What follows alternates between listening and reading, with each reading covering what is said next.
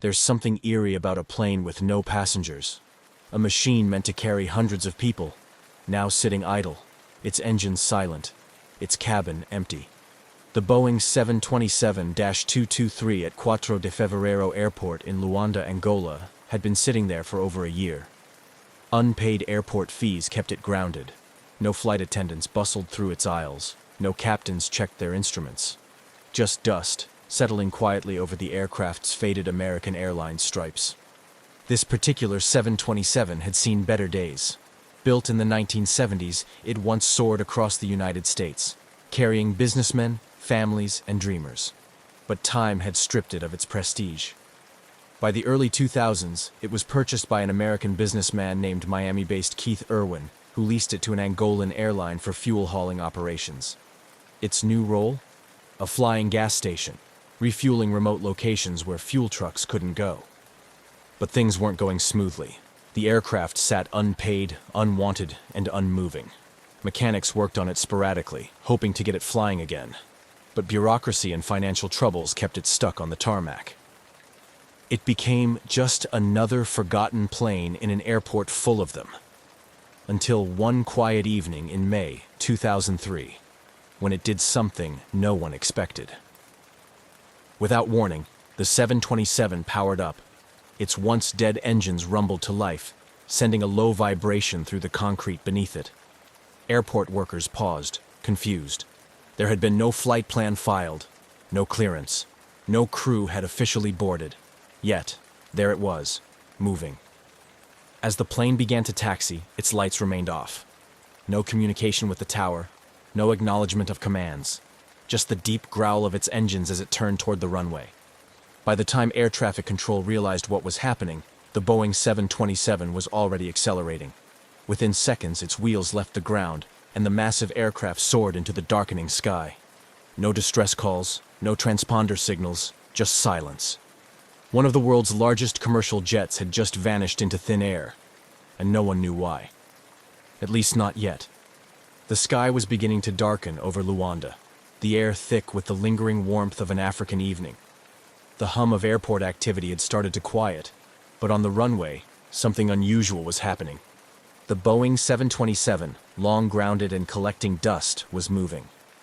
Its engines, once lifeless, now roared with a low, steady rumble. It wasn't scheduled for departure.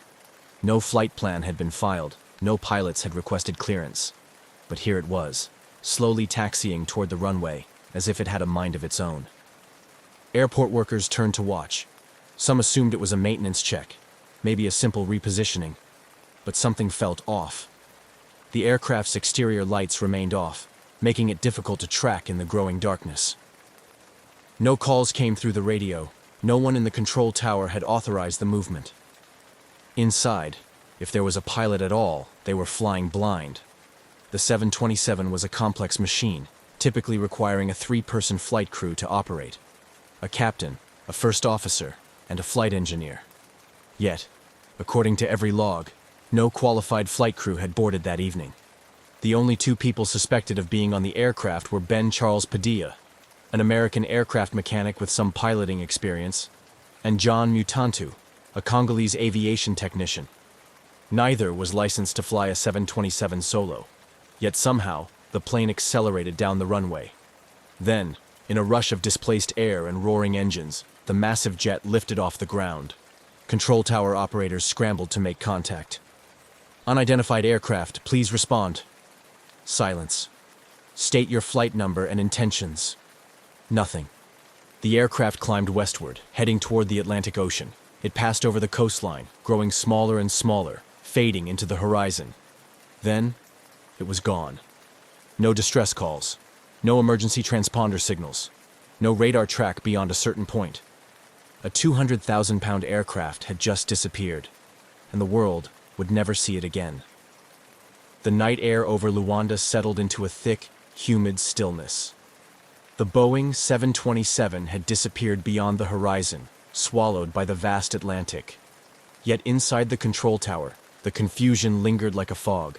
Officials scrambled to make sense of what had just happened.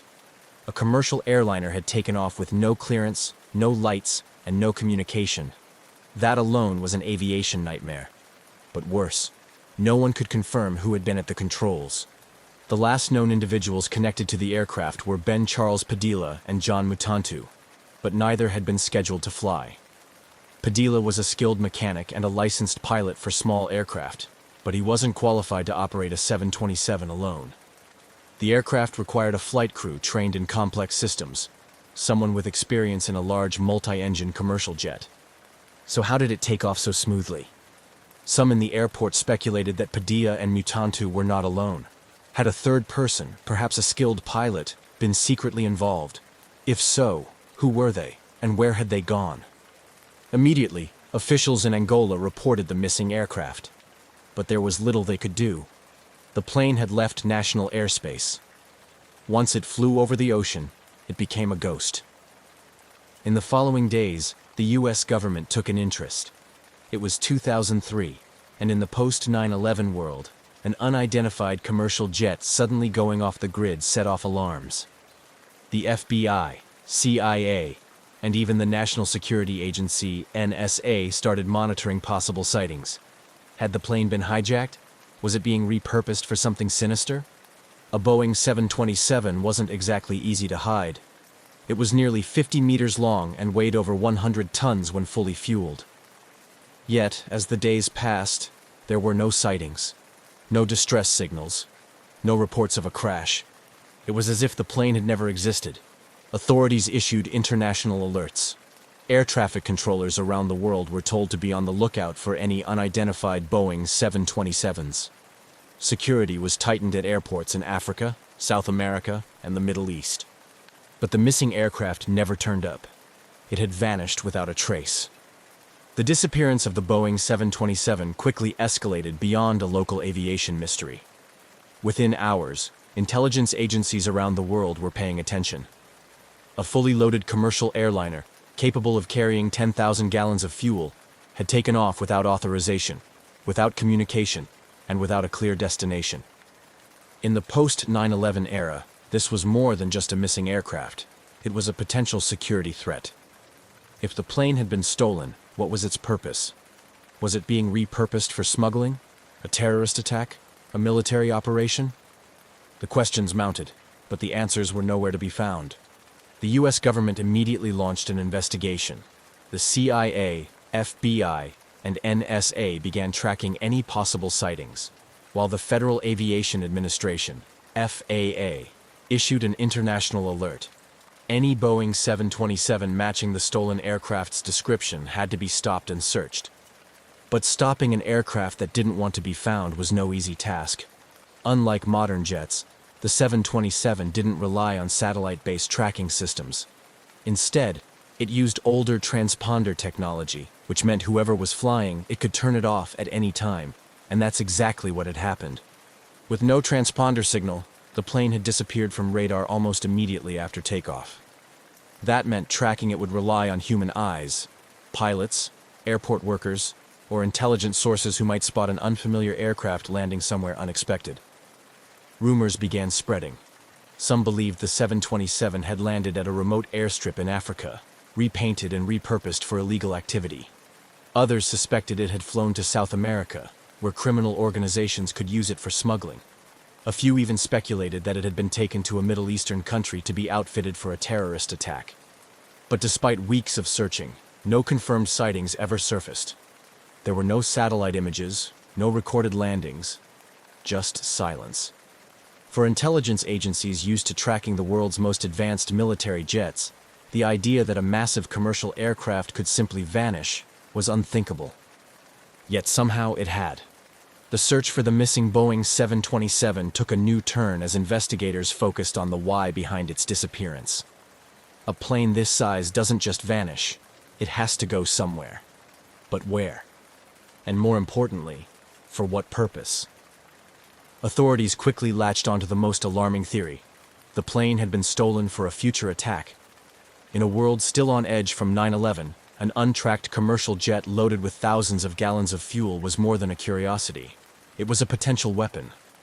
The FBI and CIA scoured international intelligence reports for any sign of the missing aircraft. Could it have landed at an unregistered airstrip in Africa? Had it been smuggled into a conflict zone for use in illicit operations? Or worse, had it been modified for an attack? U.S. officials issued a global security alert, warning that the missing 727 could be repainted and disguised as a commercial jet before being used in a terrorist plot. Every airport from South America to the Middle East was ordered to report any unusual, unregistered Boeing 727s. But there was another possibility, one less dramatic but just as puzzling. What if the plane had been stolen for profit? In the early 2000s, Africa's aviation industry was riddled with corruption. Stolen aircraft weren't uncommon, especially in regions where planes were used for illegal operations. Diamond smuggling, arms dealing, and even drug running. A Boeing 727, if properly hidden and repainted, could become an untraceable aircraft. Smugglers could use it for years, operating out of remote airstrips beyond the reach of law enforcement. Intelligence agencies turned their focus toward known criminal networks in Angola, the Democratic Republic of Congo, and South America. Was the plane hidden in a jungle airstrip, making illicit runs between continents? Or had it been dismantled for parts, piece by piece? Leads came in, but none led to the missing plane. No verified sightings, no satellite images, no answers. The idea that a massive, fuel-hungry commercial aircraft could operate in secrecy for this long seemed impossible. Yet, months passed, and still, nothing. It was as if the Boeing had simply ceased to exist. The deeper investigators looked, the stranger the case became. The theories about terrorism or smuggling made sense, but something wasn't adding up. How do you keep a Boeing 727, a plane nearly 50 meters long, hidden for so long? Some believed the aircraft had crashed into the Atlantic shortly after takeoff, possibly due to fuel mismanagement or pilot error. After all, neither Padilla nor Mutantu were certified to fly a 727 alone. If they had tried, the flight could have gone horribly wrong. But if the plane had crashed, where was the wreckage?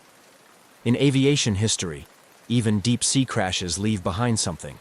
Floating debris, an oil slick, radio transmissions, something. But in this case, there was nothing.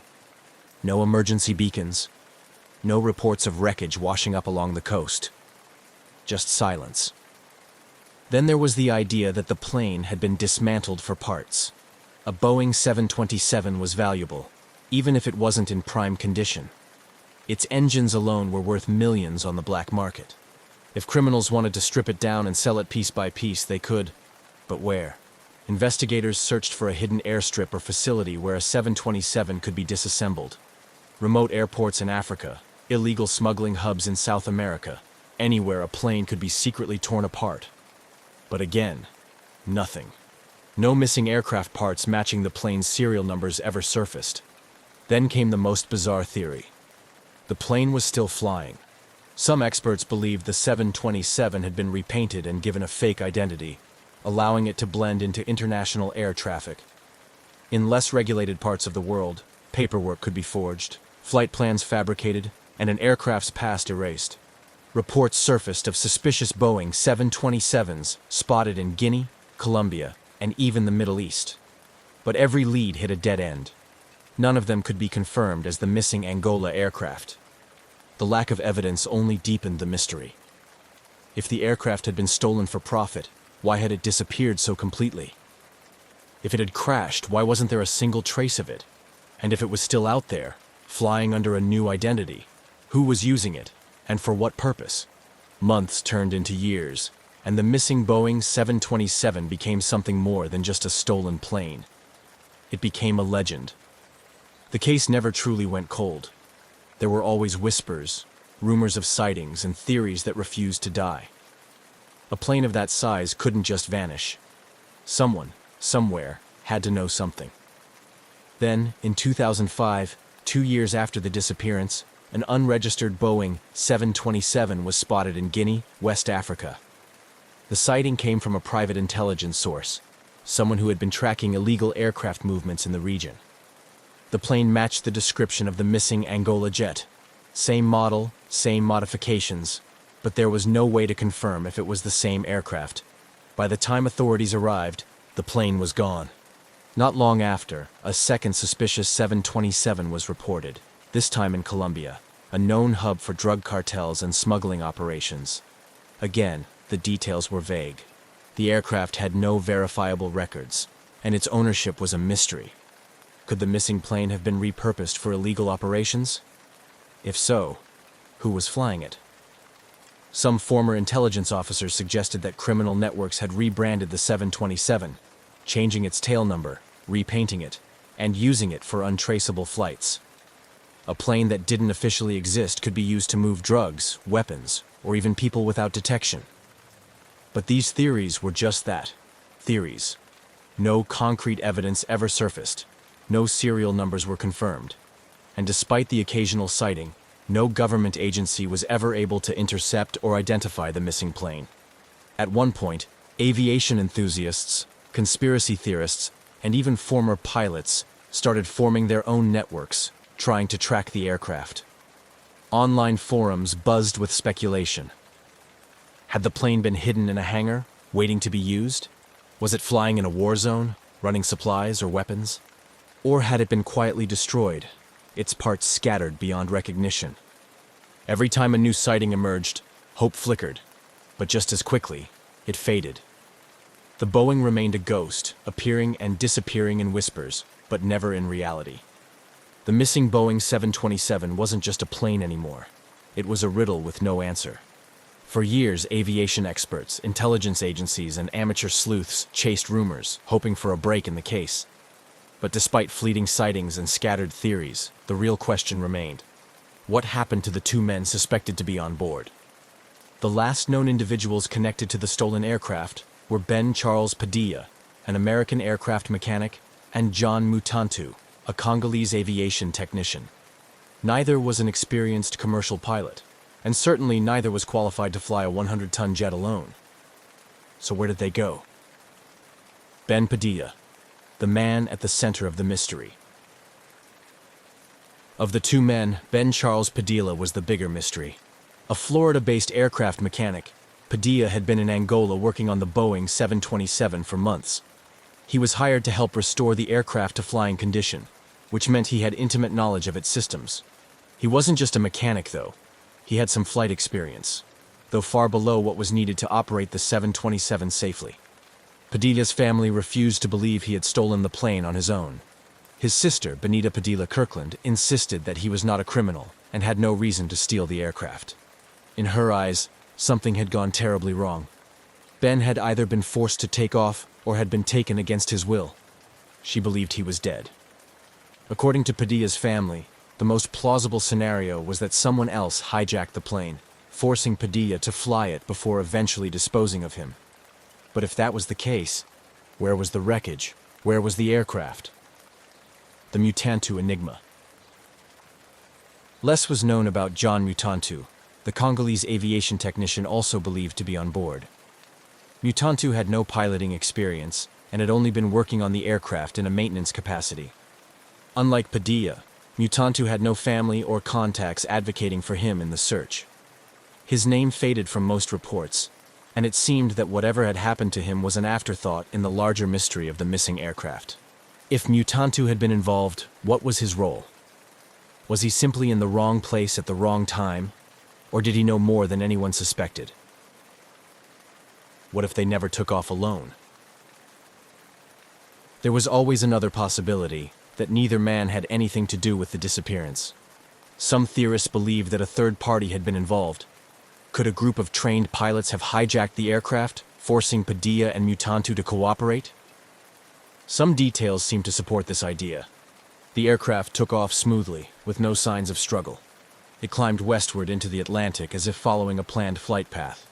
No distress signals or mayday calls were made. If Padilla had been piloting against his will, why hadn't he found a way to communicate with the tower? Was he already dead before takeoff? Others speculated that the aircraft had already been prepped for theft, and Padilla and Mutantu were mere pawns in a larger operation.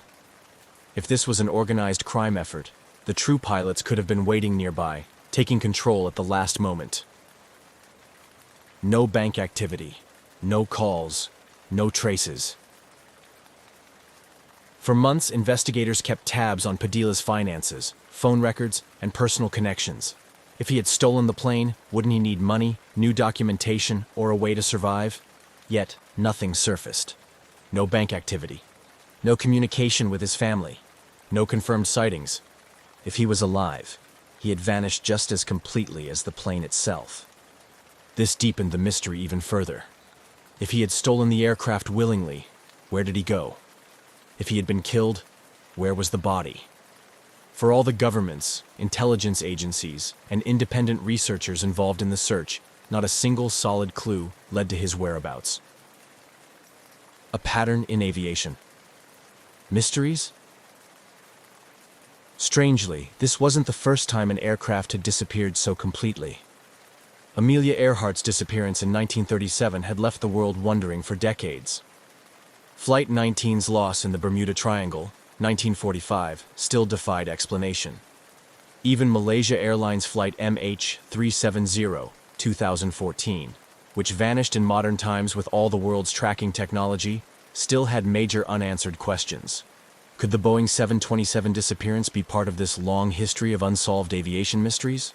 Or was it something entirely different? A theft or hijacking that simply succeeded? A final dead end. By 2004, the case had all but stalled. No governments reported the 727 landing in their jurisdiction. No wreckage surfaced. No black market parts were linked back to the missing aircraft. And most unsettling of all, Padilla and Mutantu were never heard from again. Their families never received closure. No remains were found. No records indicated they had started new lives under different identities. It was as if they had been erased. Even today, aviation experts still debate what happened that night in Angola. Was this a carefully planned operation? An accident that spiraled out of control? Or something even stranger? No one knows for sure. And until someone, somewhere, finds that missing Boeing 727, the mystery will remain unsolved. In the quiet expanse of the Australian skies, where the vast blue meets the endless horizon, flying was more than just transportation. It was a profound expression of freedom. For 20-year-old Frederick Valentich, it was also a gateway to a future he dreamed of, one that combined his passion for aviation with a youthful fascination for the unknown, particularly his keen interest in unidentified flying objects. Frederick was not just an ordinary young man with a hobby. He was an ambitious pilot, albeit relatively inexperienced, with about 150 hours of flying time logged, a significant portion of which was solo. He was serious about turning his passion into a profession, aiming to qualify as a commercial pilot. However, his journey was marked by both enthusiasm and a few instances of overconfidence, as noted by his instructors and peers.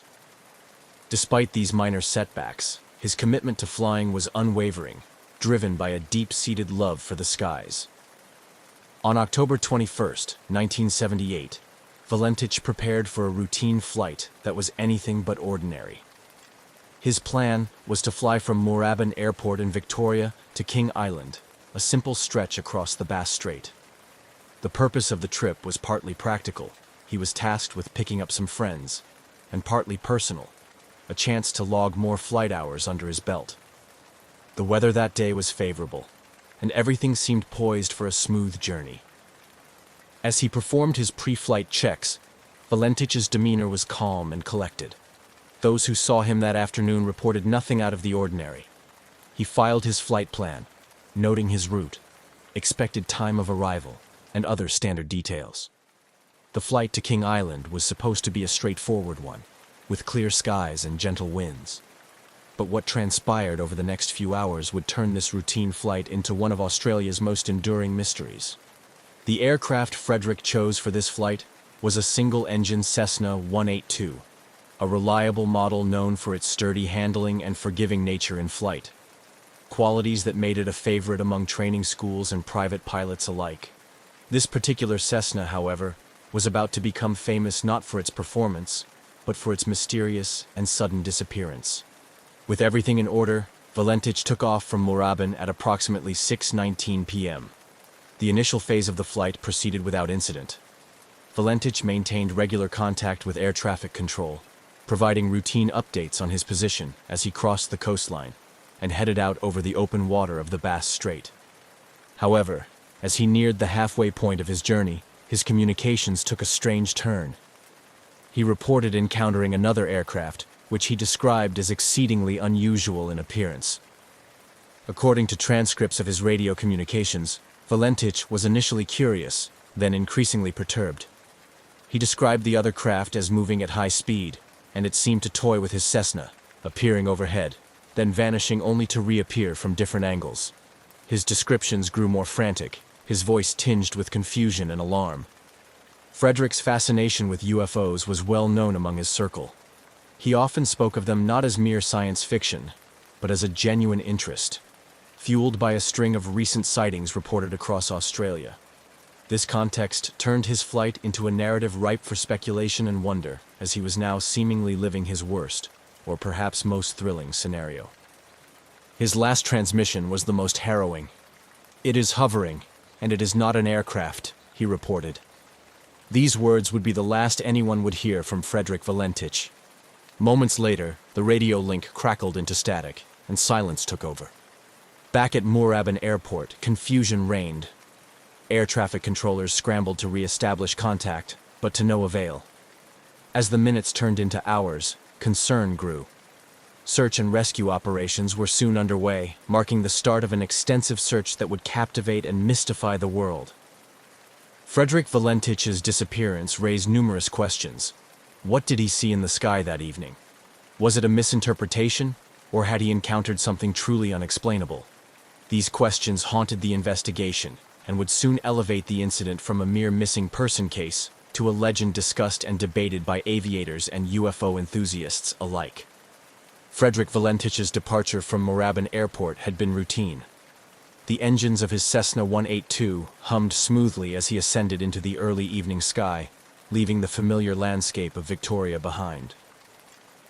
His flight plan was straightforward: head southwest towards King Island, a speck of land nestled in the Bass Strait between Australia and Tasmania. It was a flight path he had considered carefully, suited to his experience level and the Cessna's capabilities. As Valentich settled into the cockpit, the world below him transformed. The urban sprawl gave way to the rugged, windswept coastline, and then to the open sea. Flying over water was a different kind of piloting experience, one that demanded constant vigilance and respect for the unpredictable nature of the ocean below. The first half of the flight passed uneventfully. Valentich maintained a steady altitude, checking his instruments routinely while keeping in contact with Melbourne's air traffic control. He reported his position methodically, confirming his progress and ensuring he was on track. The communication was standard procedure, a lifeline to the ground and a record of his journey's progress. However, as Valentich approached the midway point of his flight, something changed. It began subtly. An unscripted pause in his communications, a break in the rhythm that had defined the earlier part of his journey. Then, the tone of his transmissions altered. He contacted Melbourne Air Traffic Control with an unexpected report. He was not alone in the sky. Valentich's voice, usually calm and collected, carried a note of confusion as he described the other aircraft. It was, he reported, an unusual sight, faster than his Cessna and far more agile. The aircraft appeared to be playing a strange game, moving at high speed, ascending past him only to suddenly appear on a different side. Each report Valentich made grew more alarmed. The craft seemed to toy with him, darting in and out of his field of vision with baffling ease. As he tried to make sense of what he was seeing, Valentich continued to describe the aircraft's maneuvers to air traffic control. His descriptions were punctuated with attempts to identify the type of aircraft, but none fit. It wasn't behaving like any conventional airplane he knew. It didn't seem to adhere to the physical limitations of human-made aircraft. The situation escalated as Valentich reported that the aircraft had approached much closer. It hovered overhead, its movements unlike anything he had encountered before. This proximity allowed him to provide more detail about its appearance. It seemed to be metallic, shiny, and was emitting a green light.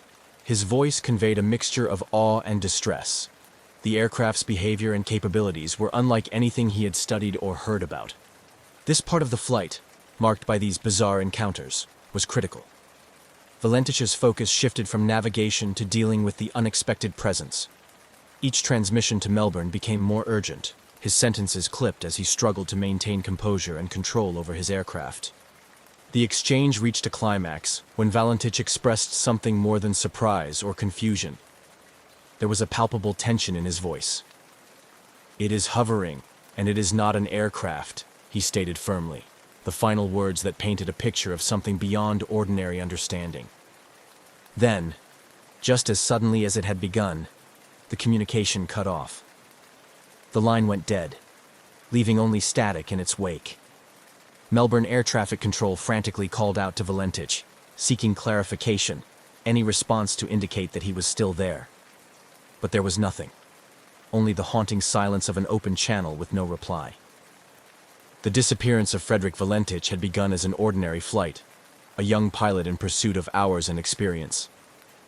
But as the sun set over the Bass Strait that evening, it turned into something entirely different, a mystery that would echo through the annals of aviation history. After the chilling final transmission from Frederick Valentich, the atmosphere in Melbourne's Air Traffic Control Centre shifted from routine oversight to acute crisis management.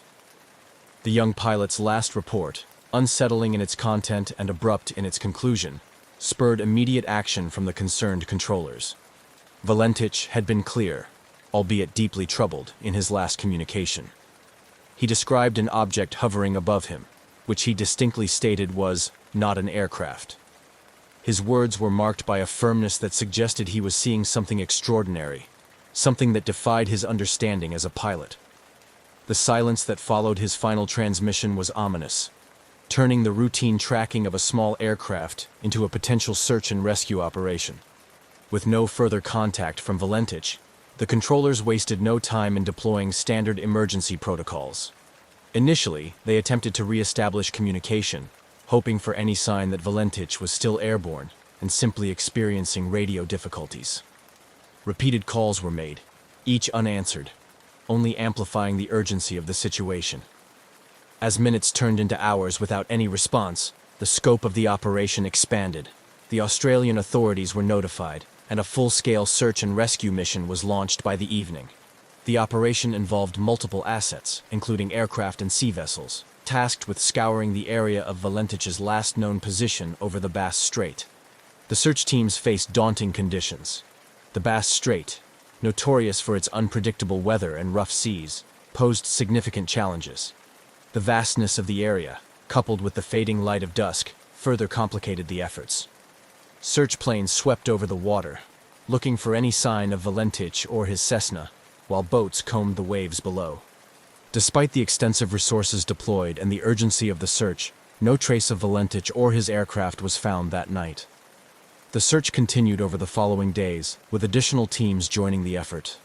The Australian Maritime Safety Authority coordinated the operation, expanding the search area and utilizing more sophisticated technology, including radar and satellite imagery. The lack of physical evidence was perplexing. No debris, oil slick, or other typical indicators of an aircraft crash were evident. The sea and air search teams reported back only the emptiness of the open water and the unyielding silence of the sky. The search efforts persisted, driven by hope and the possibility that Valentich might have landed somewhere on the water and was waiting to be rescued. But as days passed with no sign of him or his aircraft, that hope began to wane. The official search operation would eventually be called off, leaving unanswered questions and profound concern for the young pilot's fate. The disappearance of Frederick Valentich became a focal point of intrigue and speculation. It catalyzed a series of investigations, discussions, and theories, both official and among the public. The mysterious circumstances, particularly the pilot's report of an unusual object, fed into broader discussions about unidentified flying objects and their possible interactions with aviation. This chapter of Valentich's journey concludes not with resolution, but with the stark reality of his vanishing, a moment in time that would forever be etched in the annals of Australian aviation mysteries. The silence from his radio on that fateful evening marked the beginning of a story that continues to provoke curiosity and debate to this day. As the reality of Frederick Valentich's disappearance settled in, the focus shifted entirely to a comprehensive search and rescue operation. Initiated by the Australian authorities, The operation spanned several days and involved numerous assets, drawing on a broad spectrum of air and sea resources to comb through the vast, treacherous waters of the Bass Strait. The search efforts were extensive and meticulously planned. Aircraft equipped with advanced radar and thermal imaging flew grid patterns over the area, while boats with sonar capabilities scanned the depths below. The goal was to cover as much area as possible, as quickly as possible, in the hope of finding any trace of Valentich or his Cessna 182. Despite the favorable weather conditions that followed the initial disappearance, the search teams faced the inherent challenges of the Bass Strait, known for its capricious weather patterns and strong currents. These conditions often made the search efforts difficult, with waves and wind disrupting the progress of boats and limiting the effectiveness of aerial searches during certain parts of the day. As the search continued, the Australian Maritime Safety Authority coordinated efforts from multiple agencies, including the Royal Australian Air Force, local volunteer marine rescue organizations, and even merchant vessels passing through the area. Each day, the teams would debrief, share findings, and adjust their strategies, determined to uncover any clue that could lead to Valentich. However, the days passed with frustratingly little to show for the efforts. No wreckage was sighted, and no signals were detected that could suggest the location of the crashed plane. The search teams expanded the search radius, hoping that drift patterns might have carried Valentich away from his last known location. Still, the vast ocean seemed to have swallowed all evidence of his passage. The lack of any physical evidence perplexed investigators and search crews alike. In cases of aircraft crashes at sea, some debris typically surfaces, whether from the impact itself or from the interior of the aircraft. Yet, in Valentich's case, the sea offered nothing. No floating debris, no oil slicks, no emergency locator transmissions, nothing that indicated a crash site. This complete absence of evidence led to an increased interest in Valentich's last communication. His report of an encounter with an unusual aircraft, described under clear distress, became a focal point for both official investigators and the public. The peculiar nature of his descriptions prompted some to speculate about otherworldly explanations, including UFO involvement, which only intensified as the search yielded no results. After 2 weeks of intensive searching, the official search and rescue operation was reluctantly called off. The decision was met with disappointment and a sense of defeat by those involved, especially given the emotional toll on Valentich's family and friends. The announcement marked a somber acknowledgement that the chances of finding Valentich alive, or even recovering his remains, were exceedingly slim. The cessation of the search did not end the public's fascination with the case, nor did it silence the myriad theories about what might have happened. Instead, it transitioned the incident from an active rescue operation to a lingering mystery, one that would captivate curious minds and fuel debates about aviation safety, the unknown, and the unexplained. The story of Frederick Valentich's disappearance remained alive in the collective memory, a perplexing enigma of the skies that refused to be forgotten. With the official search for Frederick Valentich concluded and no tangible evidence found, the focus shifted from a rescue mission to the realm of speculation and investigation. The mysterious circumstances surrounding Valentich's last transmission led to a myriad of theories, each trying to make sense of the unexplained disappearance. Valentich's own interest in UFOs became a significant aspect of the public discourse surrounding his disappearance. His final communication with air traffic control, where he described an encounter with an unusual aircraft exhibiting extraordinary capabilities, naturally led to conjecture about extraterrestrial involvement. This theory was bolstered by reported UFO sightings in the area around the time of his flight. UFO enthusiasts and some members of the public embraced the possibility that Valentich had encountered an alien craft, which somehow led to his disappearance. These speculations were fueled by a broader global interest in UFOs, which in the late 1970s was still riding the wave of the post-Roswell fascination with flying saucers and government cover-ups. Skeptics of the UFO theory proposed more conventional explanations for Valentich's disappearance. Some aviation experts suggested that Valentich, possibly disoriented by the overwater flight at dusk, might have become the victim of spatial disorientation, a common hazard in aviation, particularly among less experienced pilots. This could have caused him to misinterpret what he saw, including mistaking his own aircraft's lights reflected on the water or on a layer of cloud as another craft. Another theory was that Valentich had staged his own disappearance. This stemmed from investigations into his background, revealing his fascination not only with UFOs, but also with stories of pilots disappearing or starting anew under a different identity. However, those close to Valentich, including family and friends, strongly disputed this, describing him as enthusiastic and serious about his aviation career. The possibility of a more mundane accident was also considered. Some speculated that Valentich's aircraft might have suffered a mechanical failure, or that he might have crashed into the sea after running out of fuel. However, the lack of debris and the absence of an oil slick on the water made this scenario seem unlikely unless the aircraft had sunk intact, a rare occurrence given the expected breakup on impact. The absence of hard evidence meant that no conclusive determination could be made. The Australian Department of Transport conducted an investigation, but its findings were inconclusive, citing a lack of sufficient information to reach a definitive explanation. The mystery of Valentich's disappearance had a lasting impact on aviation in Australia, leading to increased safety protocols and more rigorous training for pilots flying over water. The case also continued to be a topic of academic and investigative interest.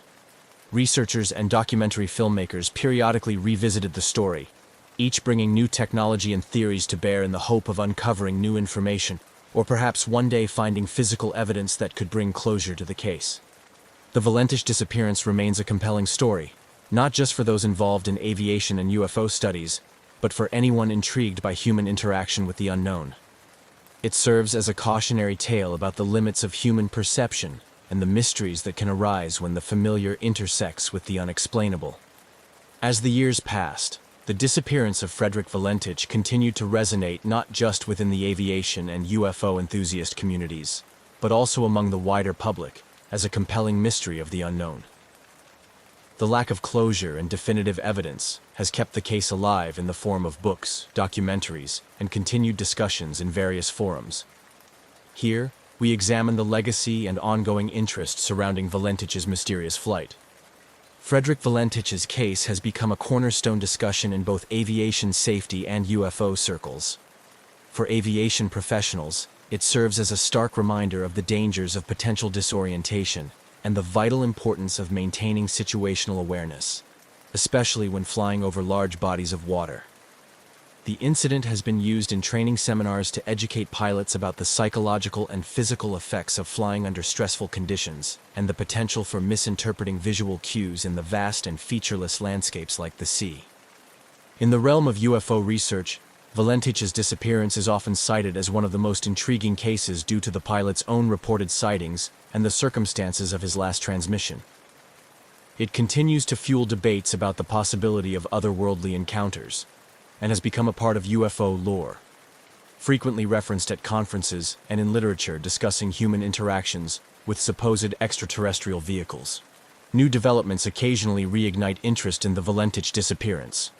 Advances in technology, such as satellite imagery and improved sonar capabilities, have prompted new searches in the Bass Strait and surrounding areas.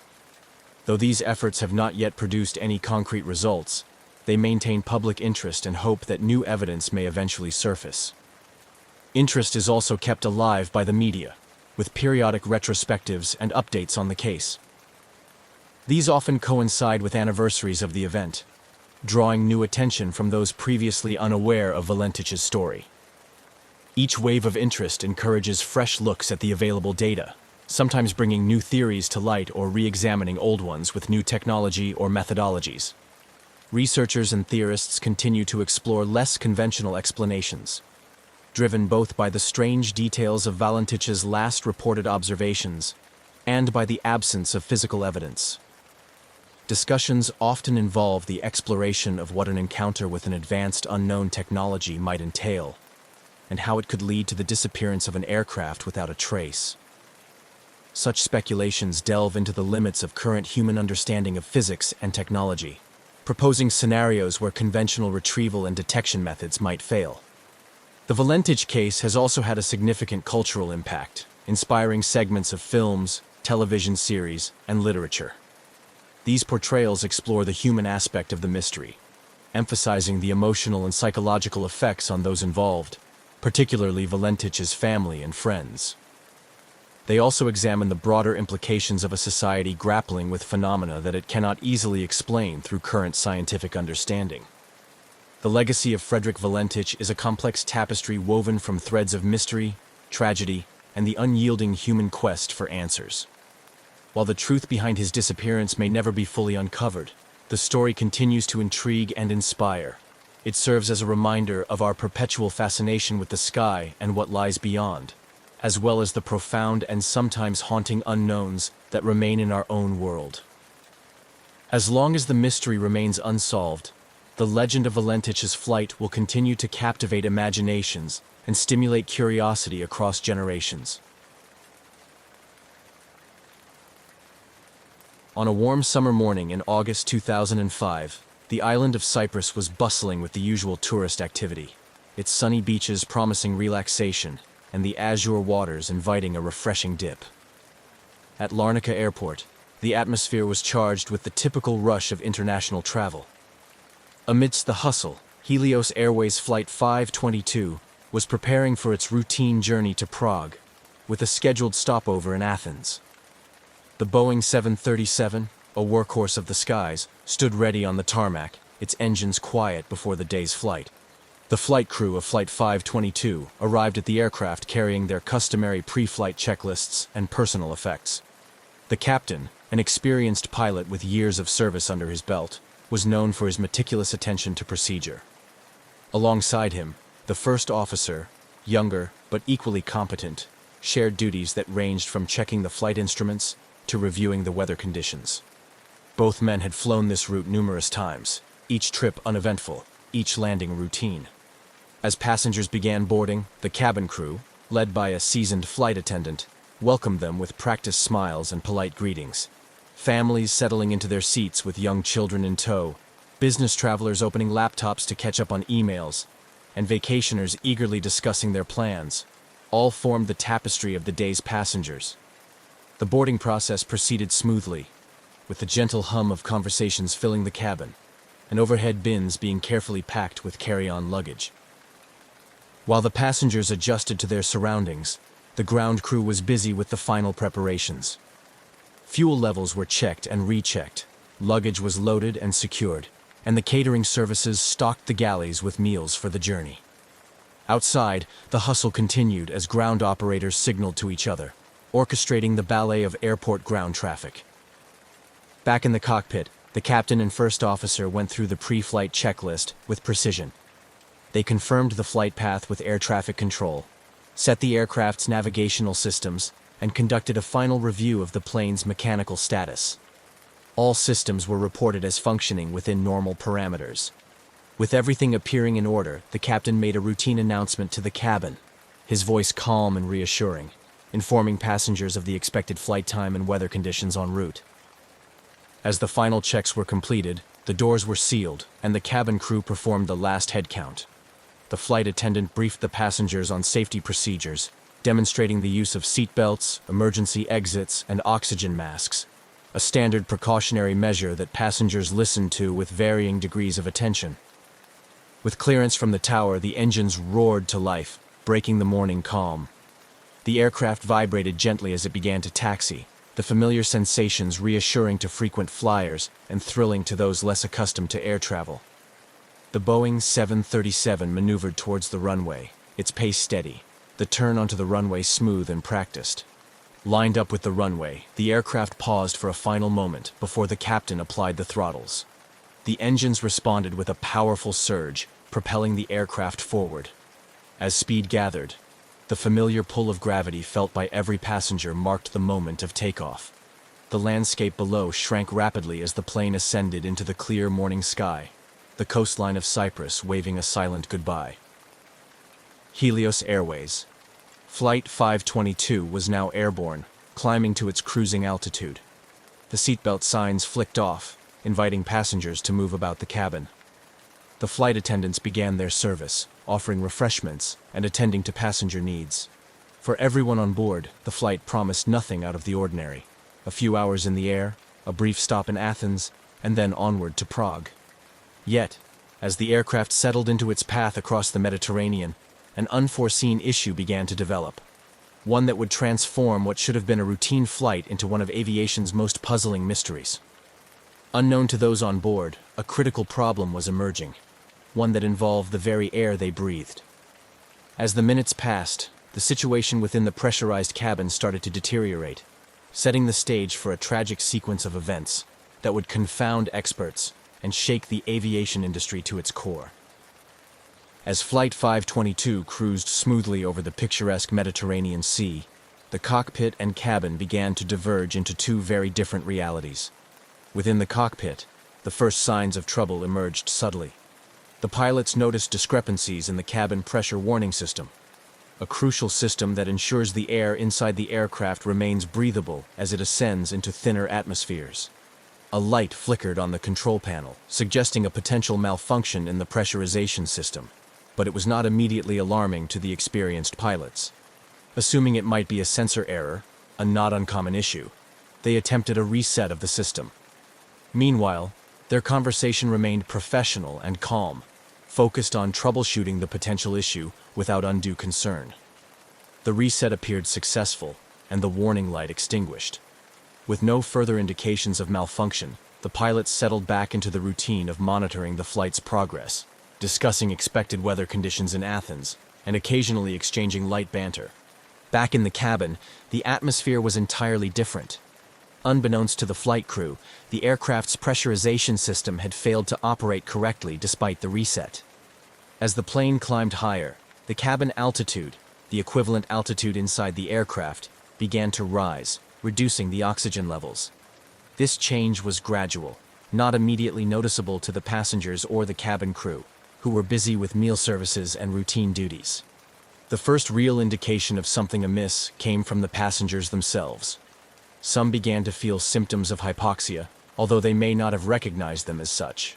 Hypoxia, a deficiency in the amount of oxygen reaching the tissues, starts with subtle symptoms like headache, dizziness, and fatigue. Symptoms easy to attribute to the normal stresses of air travel or a lack of sleep. Meanwhile, in the cockpit, the flight continued as planned. The aircraft had reached its cruising altitude and was now on autopilot, heading towards Athens. The pilots remained unaware of the developing crisis behind them, as communication between the cockpit and cabin had not yet conveyed any sense of urgency. The cabin crew, accustomed to dealing with minor passenger ailments, didn't immediately connect the dots between the various complaints. However, as the aircraft continued its journey, the situation escalated. More passengers began to show signs of discomfort. A child started crying, unable to articulate the nausea and headache overwhelming him. An elderly passenger felt severe dizziness and reached out for help from a flight attendant, who herself began to feel lightheaded and confused. It was then that the cabin crew started to realize that these were not isolated incidents.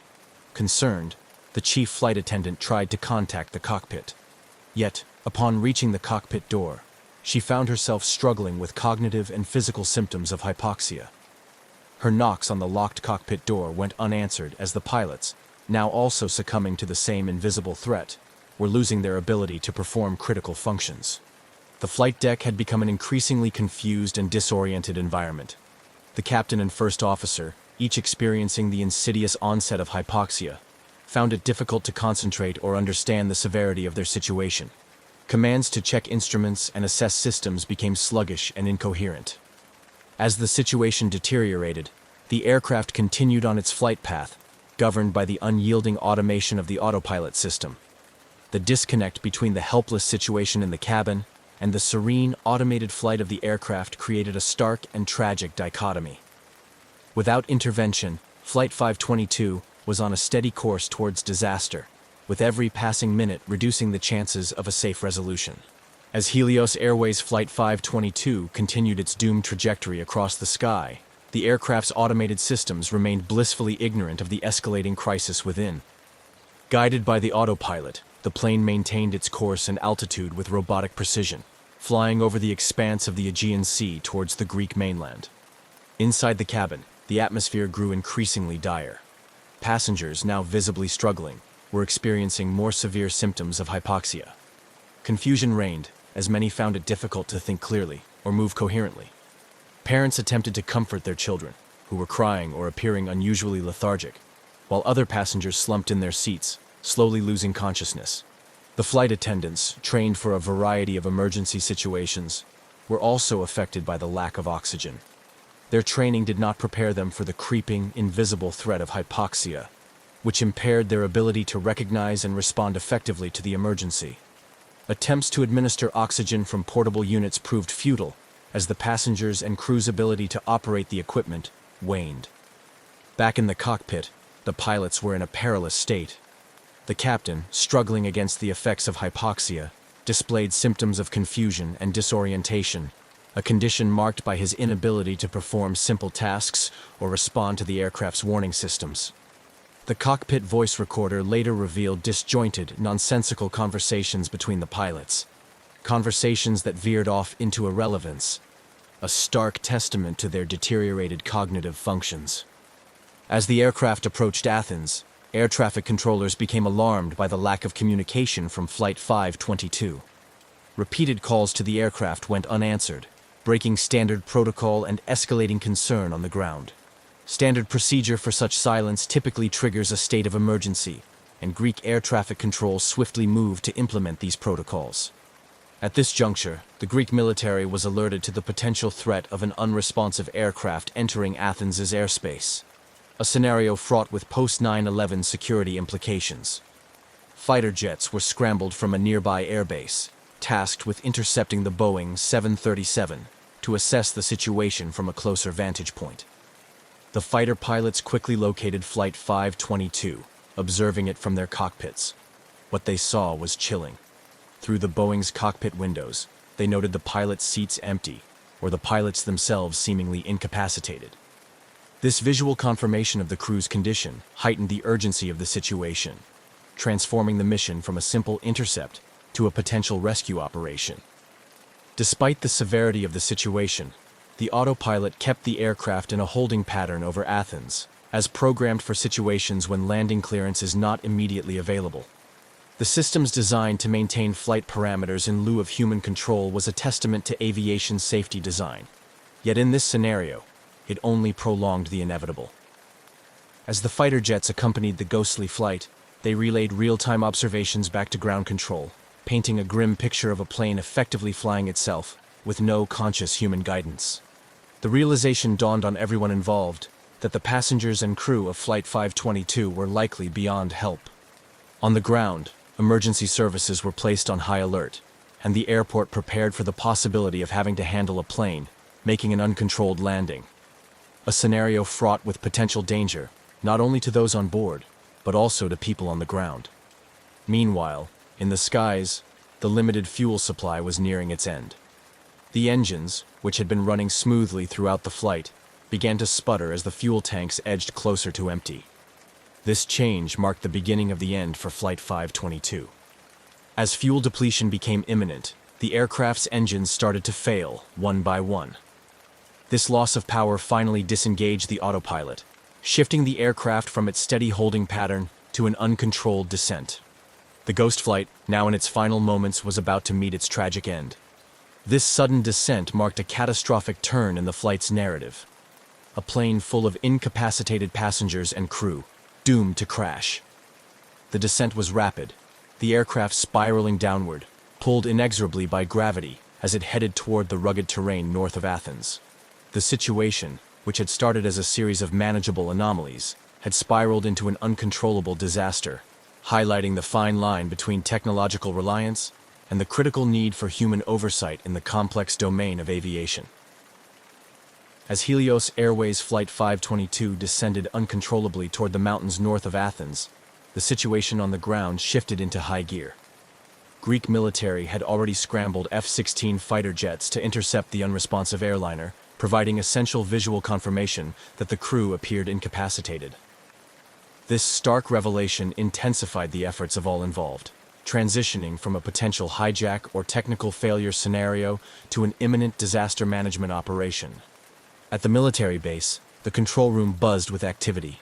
Senior officers coordinated closely with civil aviation authorities and emergency response teams, mapping out potential crash zones and strategizing the best immediate response. The military's primary concern was to monitor the aircraft's path and communicate any sudden changes to air traffic control, which was simultaneously trying to clear airspace and manage inbound and outbound flights with heightened security protocols. The F-16 pilots maintained a visual on the Boeing 737, observing its erratic flight path. Their reports were grim. The aircraft's altitude was decreasing rapidly, and its maneuvers were uncoordinated and indicative of a complete loss of control. They described the plane's movements as erratic, with sudden drops in altitude and sporadic turns. The pilots relayed their observations in real time, providing crucial updates every few seconds. On the ground, the mood among the emergency response teams was tense. The Hellenic National Meteorological Service provided real-time weather data to ensure that rescue and recovery operations could be planned with the most accurate environmental information available. Fortunately, the weather conditions were clear, which was one less variable to complicate the already dire situation. At Athens International Airport, the Emergency Operations Center was activated. This included representatives from the fire department, medical teams, police, and airport management. They coordinated closely with the National Disaster Response Team to mobilize all available resources. Hospitals in and around Athens were put on high alert, and emergency medical teams, including ambulances and helicopter units, were prepped and ready to move out as soon as the crash site was confirmed. The real-time communication between the fighter jets and the control center was critical. As the F-16 pilots observed, the 737 began a final fatal descent, and the control room relayed this information to all emergency services. There was now an acceptance that the mission had transitioned from interception to recovery. The crash was imminent, and the focus was on saving as many lives as possible in the aftermath. The Greek Air Force and civil aviation authorities worked in concert to track the aircraft's descent path, using radar and the pilot's visual reports to predict the point of impact. This data allowed emergency services to position themselves strategically, optimizing response times to the expected crash site. As the 737 approached the ground, the fighter pilots observed one engine flame out, followed shortly by the second. The aircraft, now devoid of power, was a gliding hulk of metal, descending faster toward the terrain below. The pilots relayed these observations, their voices tense but controlled. Understanding their report carried grave implications. With every passing moment, the aircraft lost altitude, and the mountains north of Athens loomed closer. The fighter pilots could only watch in despair as the airliner they had been escorting, now silent and ghostly, dipped below the ridgeline and disappeared from sight. The impact was not seen, but the sudden silence on the radar confirmed the crash. The impact site was in a rugged area, difficult to access by road, which complicated the initial response. Helicopters were dispatched immediately, carrying search and rescue teams equipped with medical supplies, extraction tools, and first aid equipment. The response teams knew the chances of finding survivors were slim, given the nature of the crash and the condition of the passengers as last observed, but they remained resolute in their duty to provide any possible aid. Ground teams mobilized in all-terrain vehicles, navigating the challenging landscape to reach the site. Coordination was maintained via radio, with updates on their progress relayed back to the control center. The operation was a grim race against time, with each team member aware of the critical nature of their mission. Upon arrival at the crash site, the scene was devastating. The aircraft had disintegrated upon impact, with debris scattered across a wide area.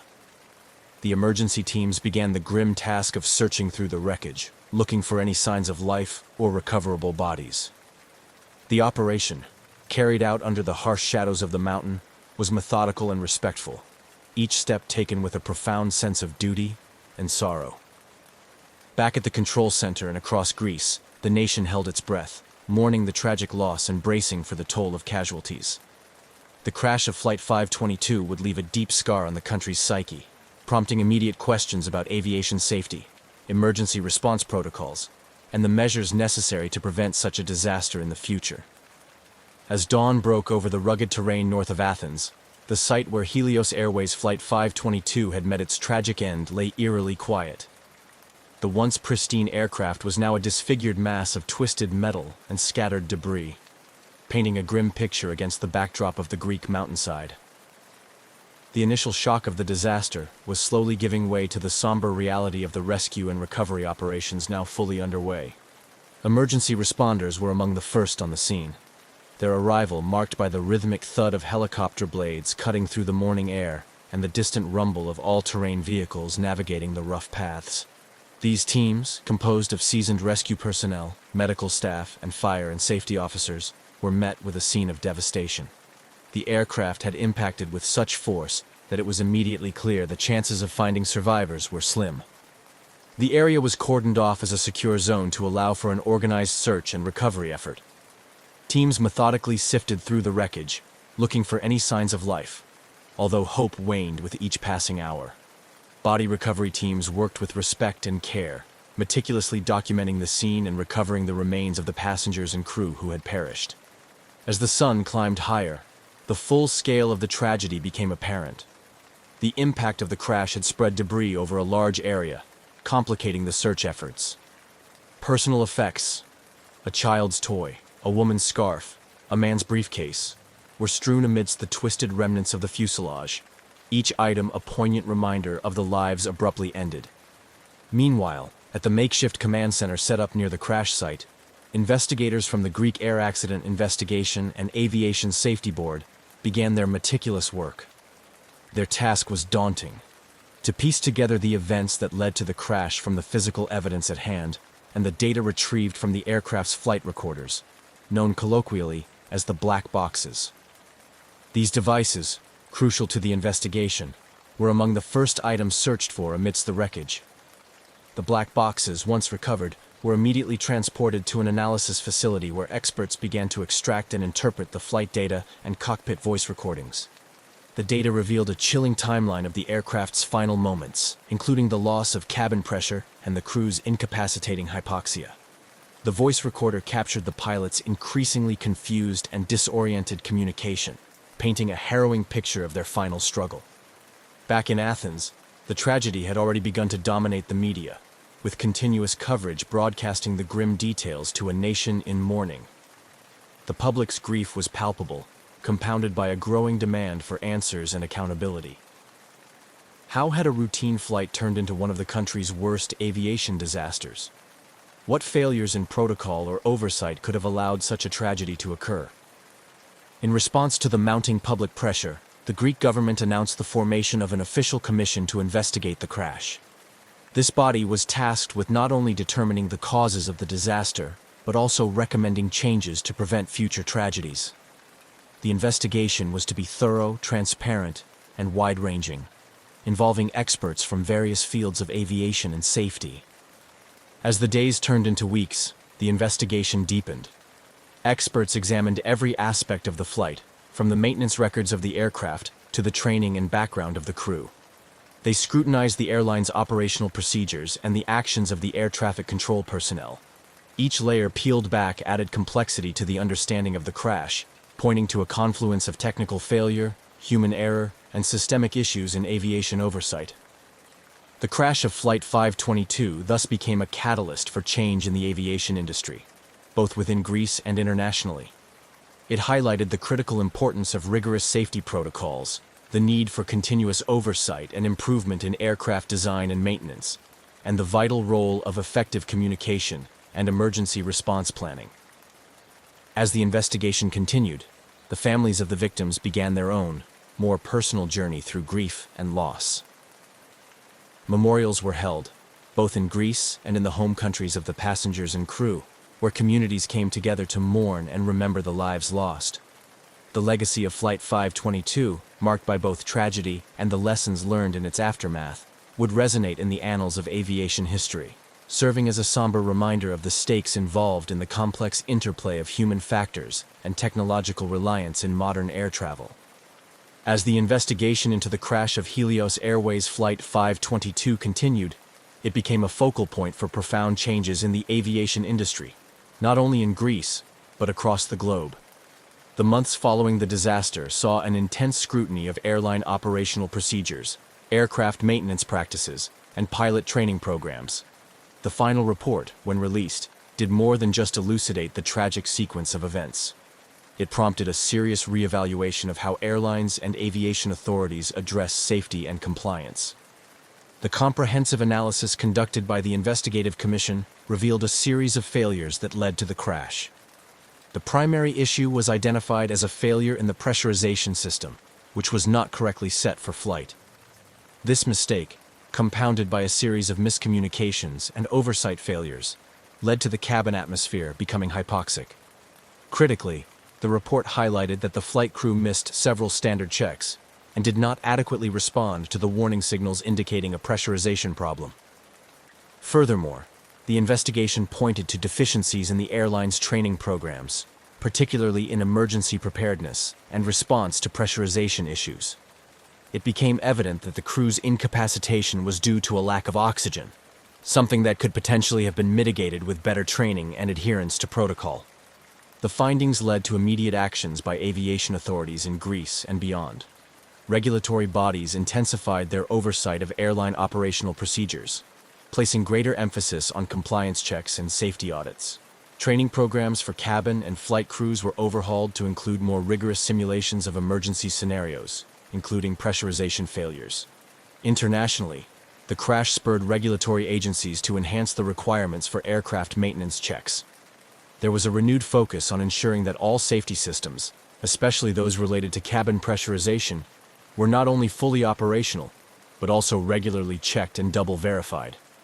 In response to the disaster, there were calls for better technology to monitor the cabin environment actively. Advances were made in cockpit alert systems to ensure that warning signals could not be missed or misunderstood by flight crews, regardless of their workload or stress levels.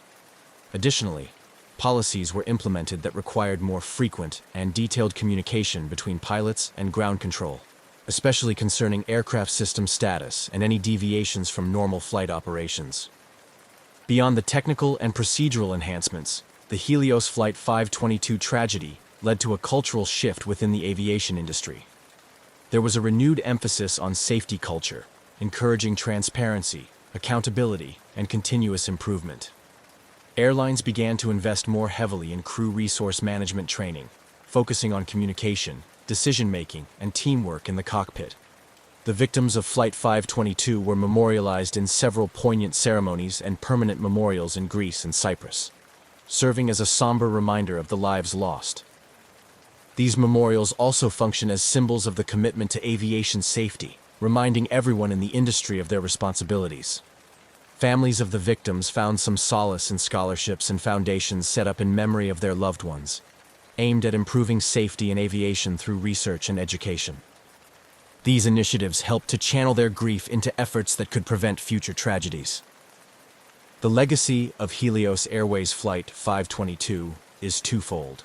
It is a story of a tragic loss, a reminder of the potential human cost of oversight and error in complex systems.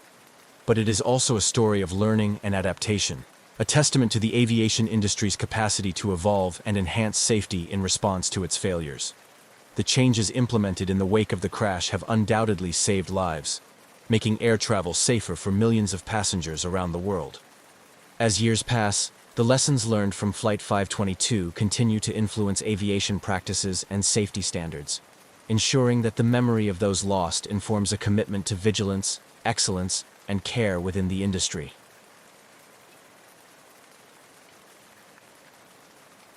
On a humid morning in early March 1962, the tarmac at Guam's airport was bustling with activity.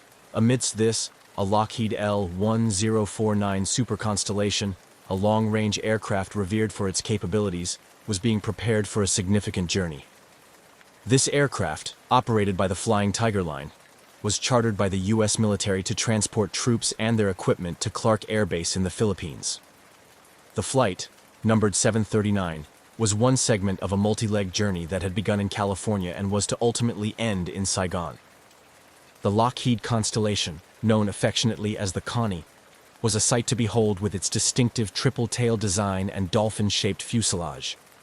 On this day, it stood ready, its gleaming exterior reflecting the morning sun, as ground crew busily loaded the last of the cargo. The atmosphere was charged with a sense of purpose and urgency, common to military operations, yet there was an undercurrent of casual camaraderie among the crew and passengers. Flight 739 was carrying 93 U.S. soldiers, 3 South Vietnamese, and 11 civilian crew members. The military personnel were mostly engineers and technical specialists, tasked with setting up communication and logistics bases in Vietnam. The flight crew, seasoned and skilled, were well versed in the demands and responsibilities of such important missions. The captain of the flight, an experienced pilot with years of flying with both commercial and military charters, performed a final walk-around inspection of the aircraft. He checked under the wings, examined the tires, and glanced over the engines, ensuring everything was in order before the long overwater flight. His co-pilot and navigator were already inside the cockpit, going through the pre-flight checklist, their voices a mixture of professional focus and occasional light-hearted remarks. Inside the cabin, the flight attendants briefed the soldiers on safety procedures. Although the mood among the troops was generally relaxed, many of them used to the routines of deployment. The flight attendants noted the attentive seriousness with which the soldiers listened to the emergency instructions. In the cargo hold, the last pieces of equipment were secured, the manifest checked and rechecked, to ensure that all was accounted for. Once boarding was complete, the crew closed the doors, and the captain made his way to the cockpit, signaling to the control tower their readiness to depart. Clearance was given, and the engines roared to life, a powerful, reassuring sound to both passengers and crew. The aircraft taxied to the runway, the early morning light casting long shadows on the ground.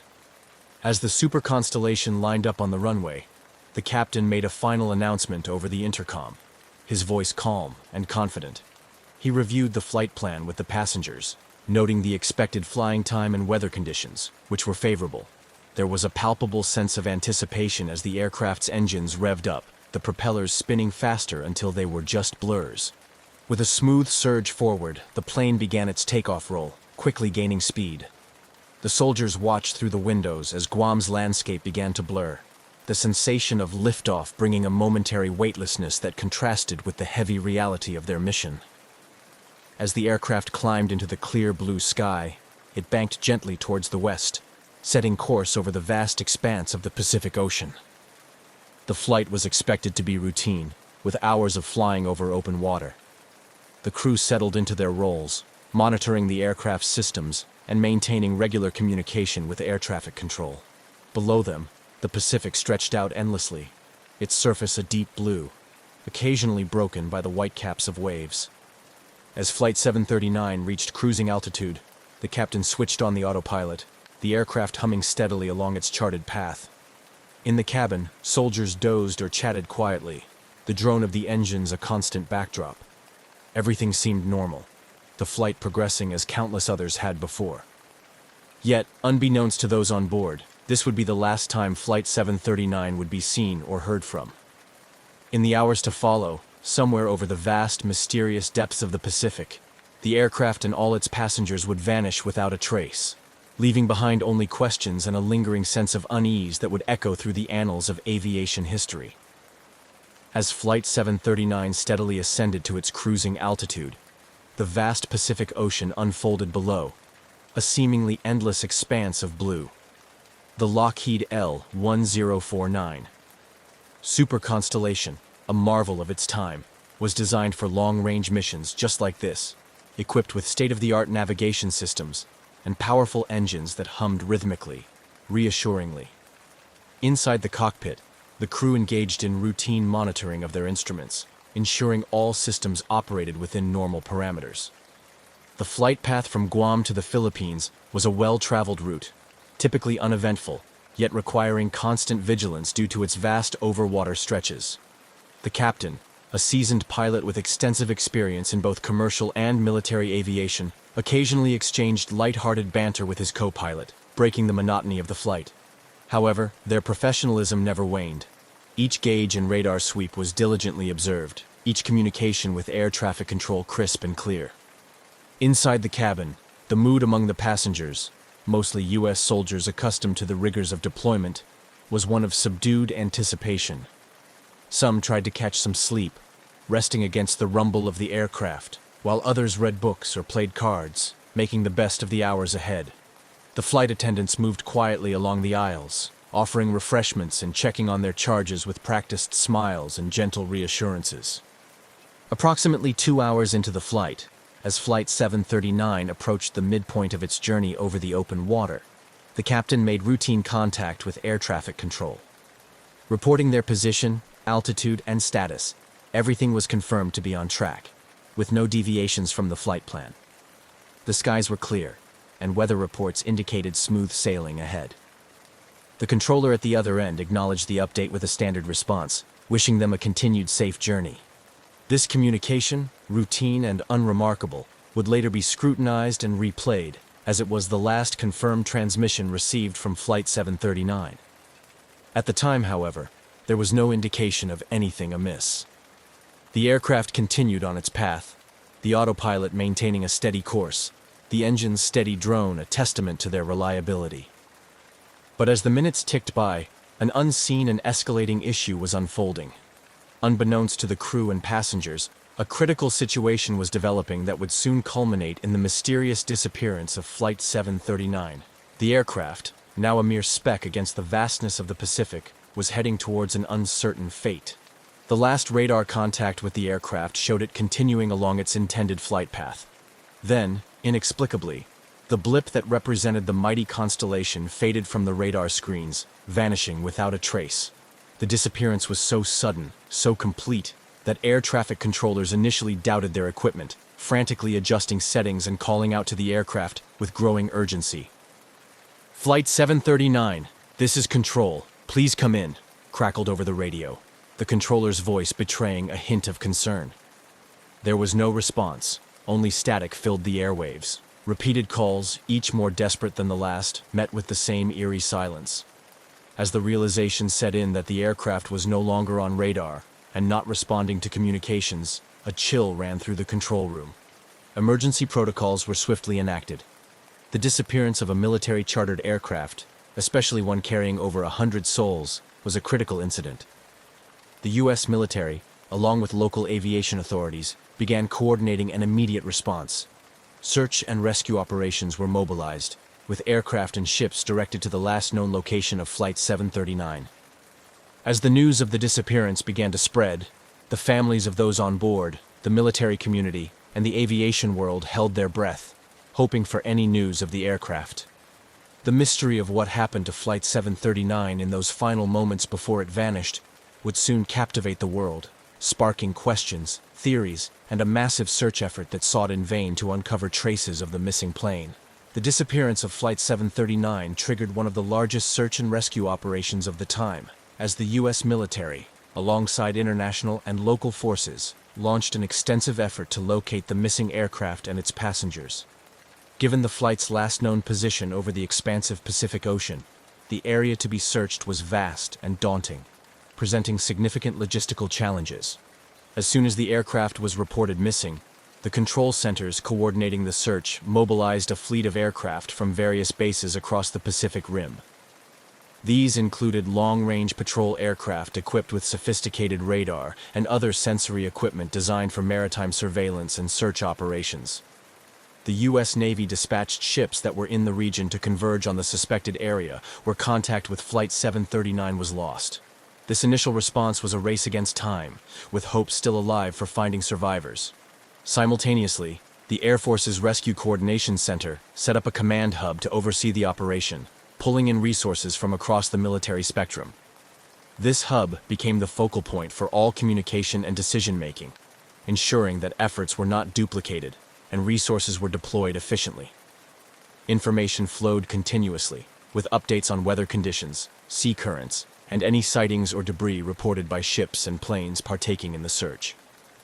The search area, primarily defined by the last known radar contact with Flight 739, covered thousands of square miles of ocean.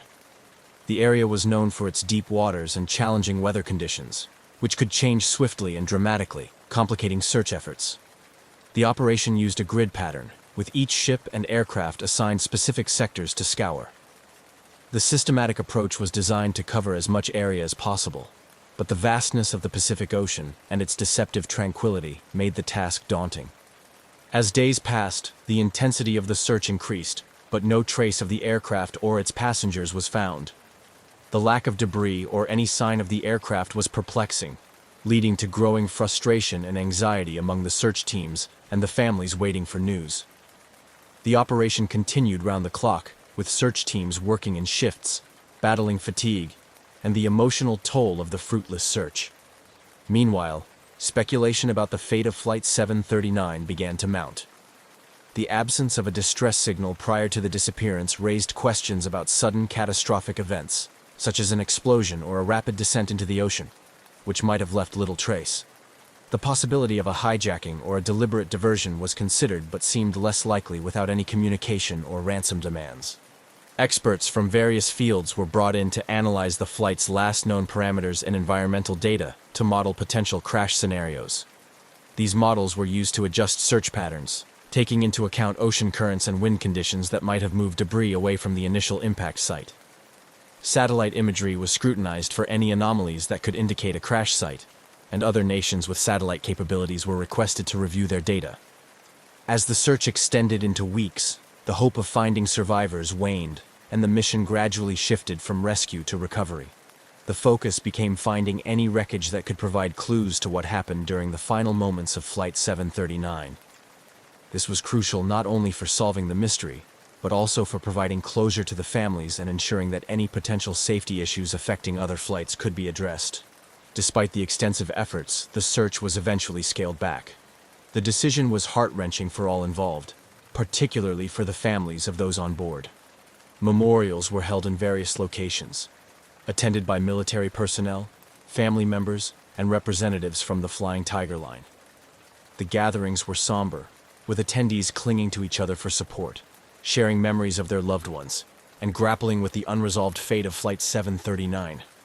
The official end of the search marked a painful closure of this chapter, leaving a lingering mystery in the annals of aviation history. The disappearance of Flight 739 remained a topic of fascination and speculation, inspiring investigative reports, documentaries, and continued amateur sleuthing. The lack of concrete evidence or wreckage allowed for numerous theories to flourish, from alien abductions to secret military experiments, each adding layers to the enigma of the vanished aircraft. Yet, the most significant impact was undoubtedly on the families and the aviation community, who continued to feel the absence of closure and the haunting presence of those 107 souls lost somewhere over the vast, inscrutable Pacific Ocean. The vanishing of Flying Tiger Line Flight 739 in 1962 continued to haunt the aviation community and the families of the missing. Without any wreckage or clues to provide closure, the mystery seemed destined to remain unsolved. But behind the scenes, various theories were actively being explored, each proposing a different scenario that might explain the sudden disappearance. One prevailing theory was a catastrophic mechanical failure. The Lockheed L-1049 Super Constellation was a reliable aircraft, but it was not immune to the intense demands of long-haul flights across vast oceanic expanses. Experts pondered the possibility of a structural failure that could have led to an in-flight breakup. This type of disaster could explain the lack of distress signals if the aircraft was destroyed rapidly and completely above deep waters. Another theory suggested sabotage or an explosion. Given the Cold War context and the military nature of the flight, speculations arose about the involvement of espionage or a targeted attack. Some relatives of the crew and passengers theorized that the plane might have been brought down by a bomb, perhaps planted to intercept the sensitive military cargo purportedly on board. This theory was bolstered by scattered reports from sailors who claimed to have seen a bright light in the sky that could have been an explosion. However, these accounts were never officially confirmed, and no physical evidence supported the explosion theory. Further complicating the mystery were the extensive military communications and radar networks spanning the Pacific, which astonishingly failed to track the aircraft beyond its last known position. The lack of radar evidence puzzled investigators and fueled conspiracy theories. Some suggested that the flight might have veered off course, entering an area where it was either captured or brought down by foreign military forces. Yet, without traces or credible reports from international or enemy states, this scenario remained speculative. As time passed, the intense focus of the initial search efforts waned, but the determination for answers did not. The military's initial response had been robust, reflecting the urgency and gravity of losing a plane carrying over 100 service members and civilians. When the official search operations were concluded, many felt a profound sense of incompleteness, driving them to continue seeking answers independently. This ongoing quest for clarity led to a resurgence of interest in the case among amateur sleuths and investigative journalists. Decades after the disappearance, new technologies and changing geopolitical landscapes allowed for fresh examinations of old flight data and military records. Freedom of Information Act requests revealed previously classified documents that shed some light on the military's internal responses and concerns regarding the flight's disappearance. The families of the passengers, united in their need for closure and understanding, formed a network to share information and support each other. Annual gatherings and memorials were organized, where stories about the missing were shared, keeping their memories alive. These meetings often served as a forum for exchanging the latest findings and theories, maintaining pressure on the authorities to keep the investigation open. In recent years, advances in underwater technology and satellite imagery have prompted new searches in the Pacific. These efforts are often funded by private entities and supported by volunteers, including retired naval officers and aviation experts. Each new search brought a flurry of media attention, rekindling public interest and, more importantly, offering a glimmer of hope to those still haunted by the loss. Documentary filmmakers and investigative reporters have also played a crucial role in keeping the story in the public eye.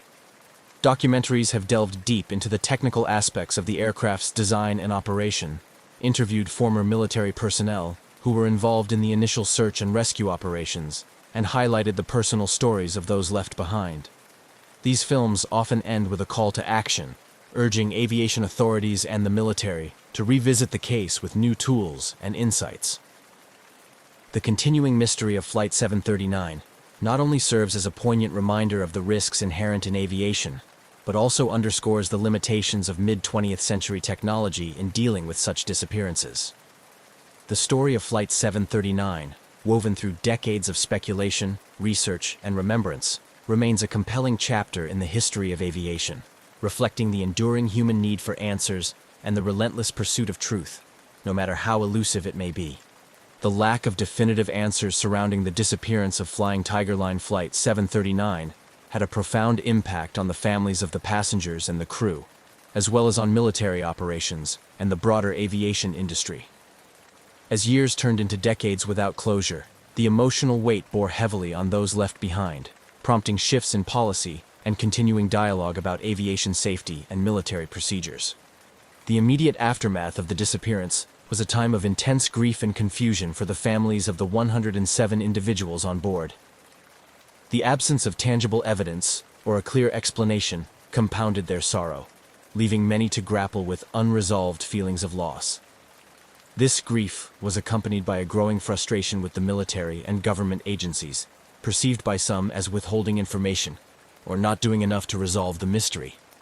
This sentiment spurred some family members to become advocates for change in how military-related aviation incidents were handled, particularly regarding transparency and communication with victims' families. Their efforts led to more structured policies on providing timely and clear information to families, which has since been adopted in other areas of military and civilian aviation. In addition to the emotional and procedural impacts, the disappearance prompted a re-evaluation of flight safety protocols and emergency response strategies. The military, heavily reliant on chartered flights for transporting personnel and equipment, particularly during the Vietnam War, began to implement more rigorous checks on aircraft and operators, including stricter standards for maintenance and crew training. This shift was mirrored in the civilian aviation sector, where the incident underscored the need for robust tracking and communication technologies. It catalyzed advancements in flight monitoring systems, including the development and eventual mandate of more sophisticated transponders and satellite-based tracking systems that could maintain contact with aircraft over vast and remote areas like the Pacific Ocean. The ongoing mystery also influenced public perceptions and policies regarding military secrecy and accountability. The initial secrecy surrounding the flight's mission and cargo fueled conspiracy theories and public speculation, leading to calls for greater transparency in military operations involving civilian contractors and equipment. As the decades passed, the families of those lost on Flight 739 found various ways to honor their memories. Memorials were established, and annual remembrances were organized, allowing relatives, friends, and former military colleagues to gather and share memories of their loved ones. These events also served as platforms for continuing advocacy for improvements in aviation safety and military accountability. The unresolved nature of the disappearance continued to inspire investigative journalists, researchers, and filmmakers, leading to periodic resurgences of interest in the case. Each new article, documentary, or book prompted public discussions and occasionally brought forward new information or theories, though none sufficient to solve the mystery. Most recently, technological advances in underwater exploration and satellite imaging have given new hope to those seeking answers.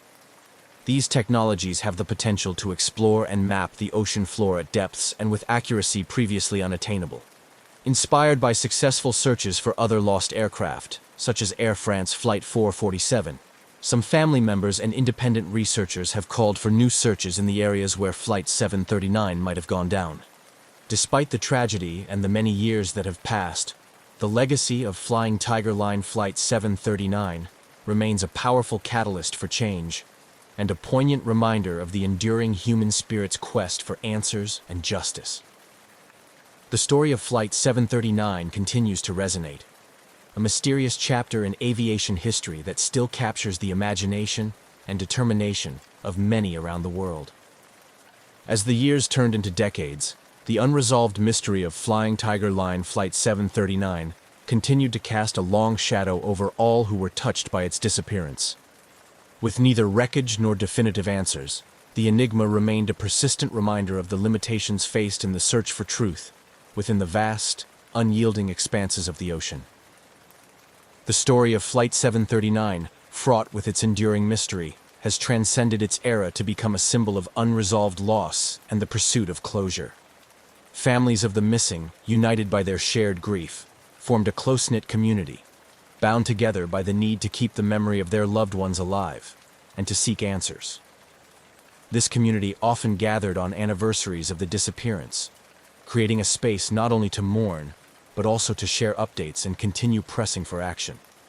Despite the passage of time, the call for new searches never completely died down.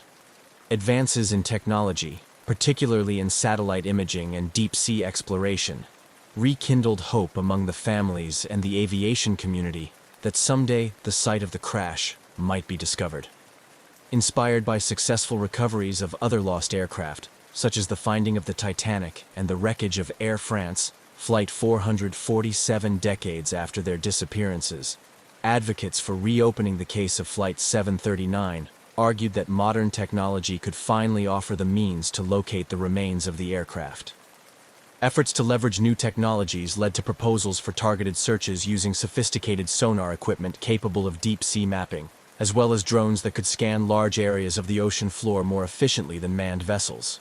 These proposals garnered attention not only from the families, but also from governmental and private entities that could provide the necessary resources. In the realm of public engagement and media, the story of Flight 739 maintained a captivating allure. Documentaries produced in recent years brought the case back into the public eye, featuring interviews with former military personnel, aviation experts, and family members. These documentaries often explored not just the facts of the case, but also the broader implications of such disappearances on aviation safety and military transparency. Additionally, the mystery inspired authors and filmmakers, leading to the creation of various fictional accounts and conspiracy theories that, while often speculative, kept the conversation alive. These narratives explored themes of Cold War espionage, alien encounters, and even experimental military technology, reflecting the human fascination with unresolved mysteries. Academically, the disappearance of Flight 739 became a case study in international relations and military studies programs, where it was examined in the context of U.S. military logistics during the Vietnam War era and the geopolitical tensions of the time. This scholarly interest helped to maintain a degree of academic attention on the case, ensuring that it remained a part of the discourse on aviation history and military operations. Legal and political advocacy also became a significant part of the legacy of Flight 739. family members and their supporters often lobbied for changes in laws regarding the military's accountability to civilian families and the transparency of information concerning accidents involving military personnel and equipment. These efforts sometimes led to legislative changes and improved policies regarding family briefings and access to records. As the 60th anniversary of the disappearance approached, the U.S. government released several formally classified documents related to the flight. While much of the information had been redacted, the release of these documents represented a small victory for those who had long advocated for greater transparency. For some families, the documents provided new details that, while not solving the mystery, offered insights into the military's handling of the incident.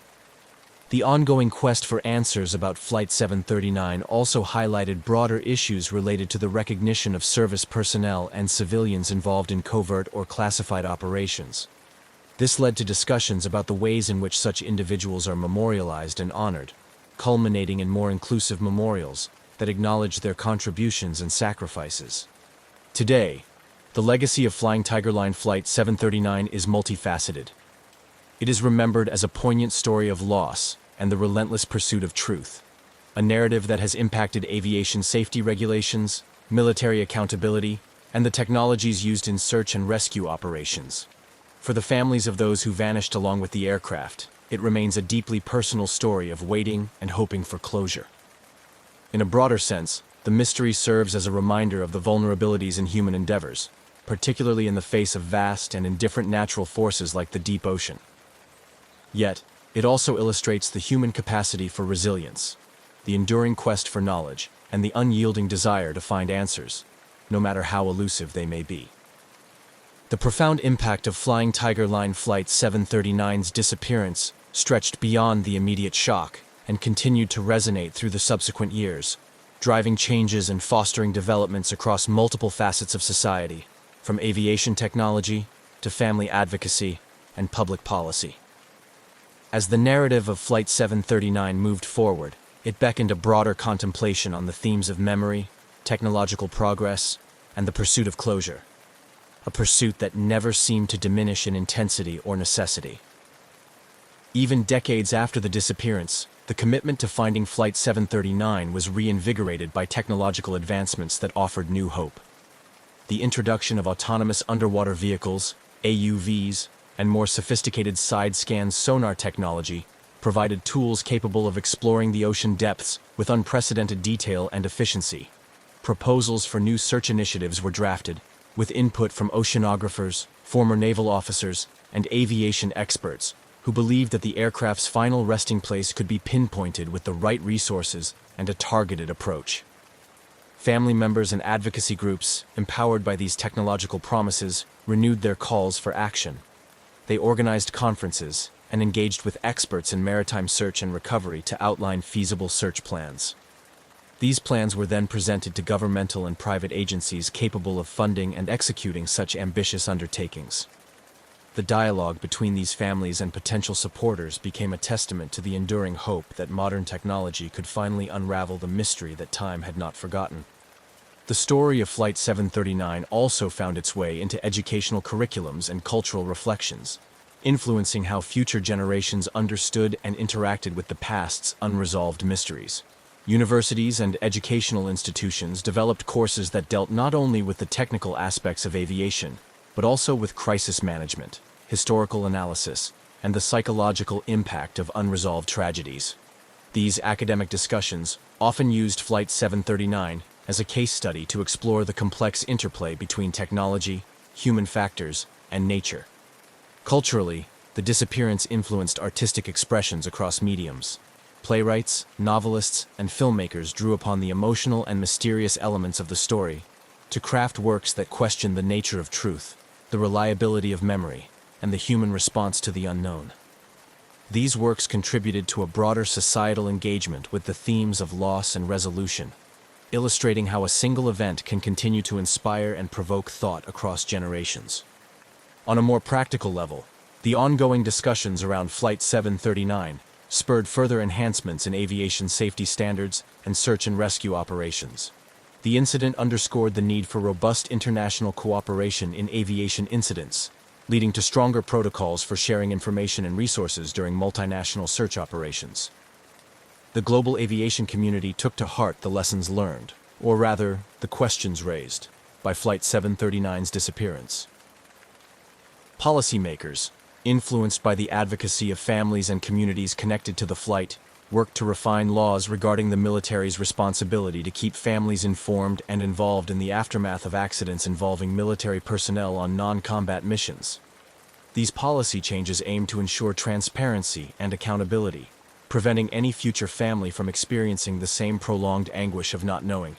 As the years turned into a full circle of commemorations, various memorials and events were established to honor the memories of those lost on Flight 739.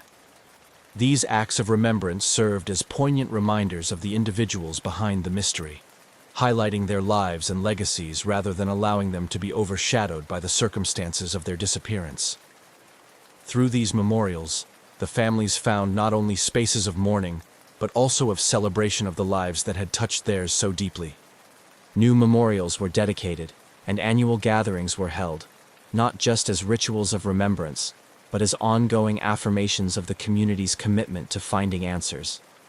Each ceremony, each plaque unveiled, and each story shared added layers to the collective memory of the event, ensuring that the narrative of Flight 739 would remain a living, evolving part of the historical and cultural landscape. Through these multifaceted legacies, the story of Flying Tiger Line Flight 739 continues to resonate. It serves as a powerful narrative about the limits of human endeavor against nature's immensity, the relentless pursuit of technological advancement to conquer these limits, and the undying human spirit's need for resolution and understanding. Even as the mystery endures, the quest for closure remains a poignant reminder of the indelible impact of those who were lost, and the unyielding hope of those left behind to tell their story.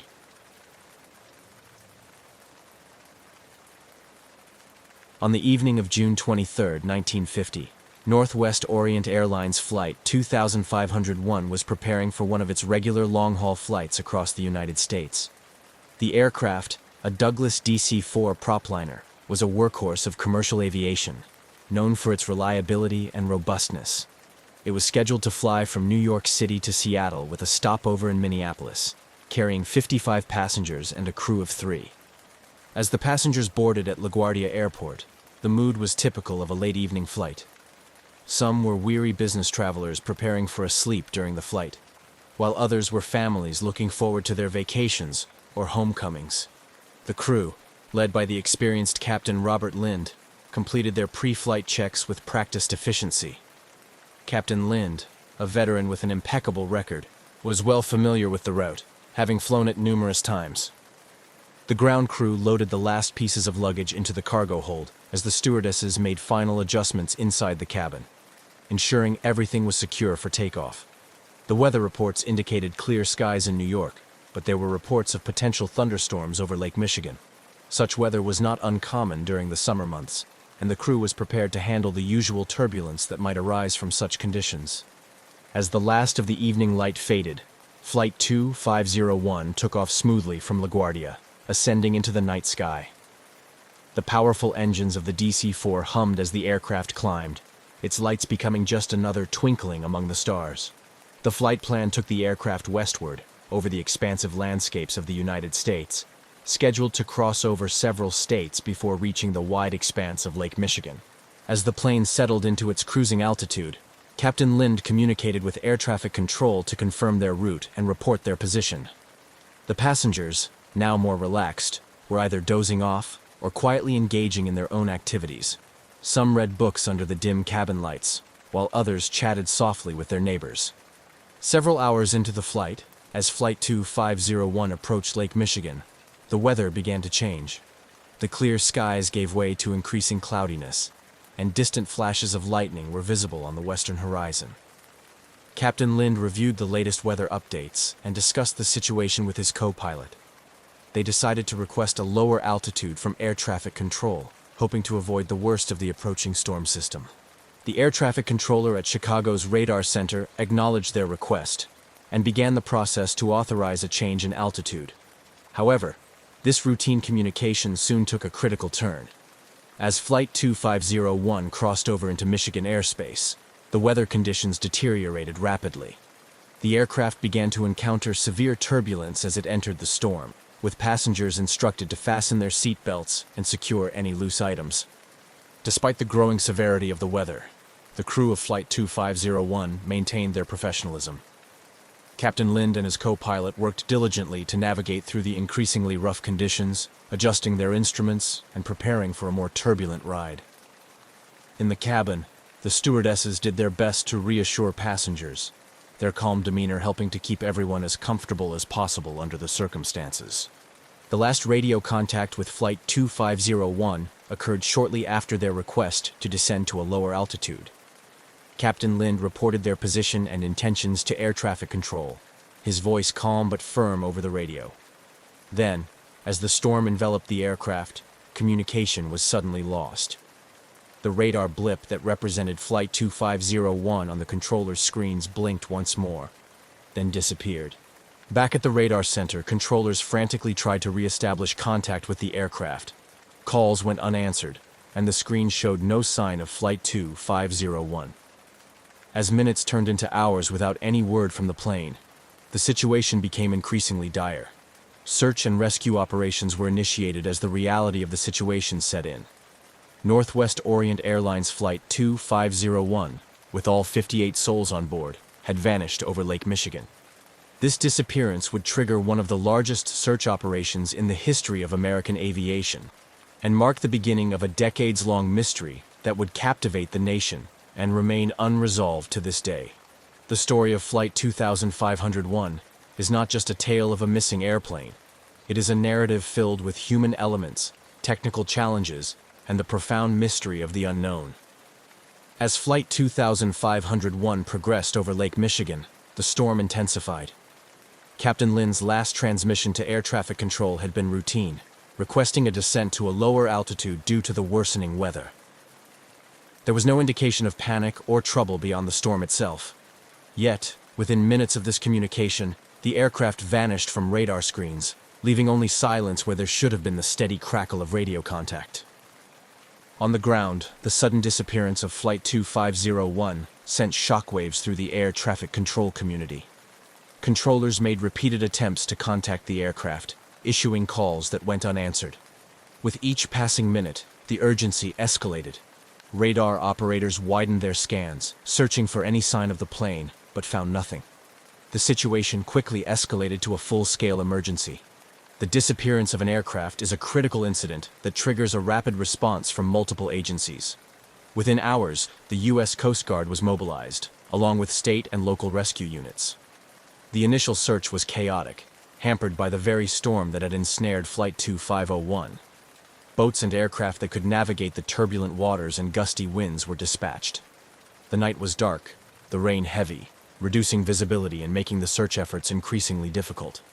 As dawn broke, the storm had passed, leaving behind calmer waters and clearer skies. The search area was vast, covering a significant portion of Lake Michigan where the plane was last reported. The operation involved aircraft flying low over the water, crews scanning the surface for any sign of wreckage or survivors. Boats equipped with sonar trawled back and forth, their crews hopeful, but growing more anxious as time passed without a sign. On shore, the situation was equally tense. At the Northwest Orient Airlines headquarters, officials gathered to coordinate their response with the ongoing search efforts. Families of those on board were contacted, many converging at the airline's offices seeking information and comfort.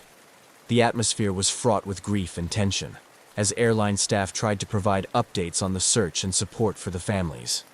The media began to cover the story extensively, with reporters stationed at airfields, Coast Guard stations, and the airline's offices. The public's interest in the story grew as the hours turned into days without any sign of Flight 2501. The lack of news added to the speculation and concern about what might have happened to the aircraft. Was it a victim of the storm, or was there another explanation for its sudden disappearance? As the search continued, debris began to surface. Small items such as seat cushions, life jackets, and minor fragments of metal were recovered from the lake. Each piece was carefully logged and examined, but none provided any significant clues that could explain the disappearance. The discovery of these items confirmed the grim reality that the aircraft had met a catastrophic end, but the main wreckage, fuselage, engines, and the majority of the structure remained elusive. The Civil Aeronautics Board, CAB, responsible for investigating civil aviation accidents, took charge of the investigation. Teams of experts were brought in to analyze the weather conditions at the time of the disappearance, the aircraft's maintenance records, and the crew's backgrounds. The investigation was exhaustive, delving into every conceivable aspect of the flight and its operation. Yet, the lack of substantial wreckage hindered the ability to draw definitive conclusions about the cause of the crash. Theories about what happened to Flight 2501 varied widely. Some experts speculated that a sudden downdraft, a common danger in thunderstorms, could have forced the plane into the lake. Others suggested structural failure due to stress from severe turbulence, without the aircraft's flight recorders, which were not mandated at the time, or significant wreckage. These theories remained speculative, each plausible, but unproven. As days turned into weeks, the official search was eventually scaled back. The reality set in that finding the aircraft might be impossible given the technology and resources available at the time. This decision was heartbreaking for the families, who had clung to hope that the search would provide answers, and perhaps even miracles. In the aftermath, the impact of Flight 2501's disappearance resonated deeply. It led to changes in how weather was reported to aircraft, and sparked discussions about improving safety protocols for flights over large bodies of water. It also highlighted the need for more robust search and rescue capabilities, including the eventual requirement for flight recorders, which would become known as black boxes, on commercial aircraft. The story of Flight 2501 thus became a catalyst for change in aviation safety, even as it remained one of the great unsolved mysteries of commercial aviation. The families of the lost passengers and crew continued to remember them, holding annual memorials and pressing for ongoing searches. Their loss was not forgotten, and the mystery of Flight 2501 continued to inspire both caution and curiosity in the aviation community. When the radar contact with Northwest Orient Airlines Flight 2501 was lost on that stormy night over Lake Michigan, it signaled the start of a complex, multi-agency search and rescue operation that would eventually become one of the largest in the history of the Great Lakes. Initial efforts were hampered by the same storm that Flight 2501 encountered. The turbulent weather, with gusting winds and heavy rains, made immediate search activities challenging and dangerous. As the storm cleared in the early morning hours, the U.S. Coast Guard, along with several local maritime agencies, launched their vessels into the still choppy waters of Lake Michigan. Helicopters and fixed-wing aircraft from the Coast Guard and Michigan State Police were dispatched at first light. Pilots navigated above the vast water body, scanning for any signs of the missing aircraft. Their eyes searched for oil slicks, debris, or anything that could be linked to Flight 2501. Meanwhile, boats equipped with sonar systems crisscrossed the estimated crash area, hoping to detect underwater wreckage. On shore, the situation was becoming a focal point for national media attention. Reporters flocked to the Coast Guard stations and the Northwest Orient Airlines offices, where impromptu press centers had been set up. Family members of those on board the ill-fated flight gathered too, their faces etched with worry and grief, holding on to each other and waiting for any news. The airline's executives, faced with the enormity of the situation, coordinated closely with the search teams and federal aviation officials. They provided detailed information about the aircraft and its passengers, hoping it might aid the search efforts. Northwest Orient Airlines also set up support services for the families, offering counseling and regular updates about the search operation.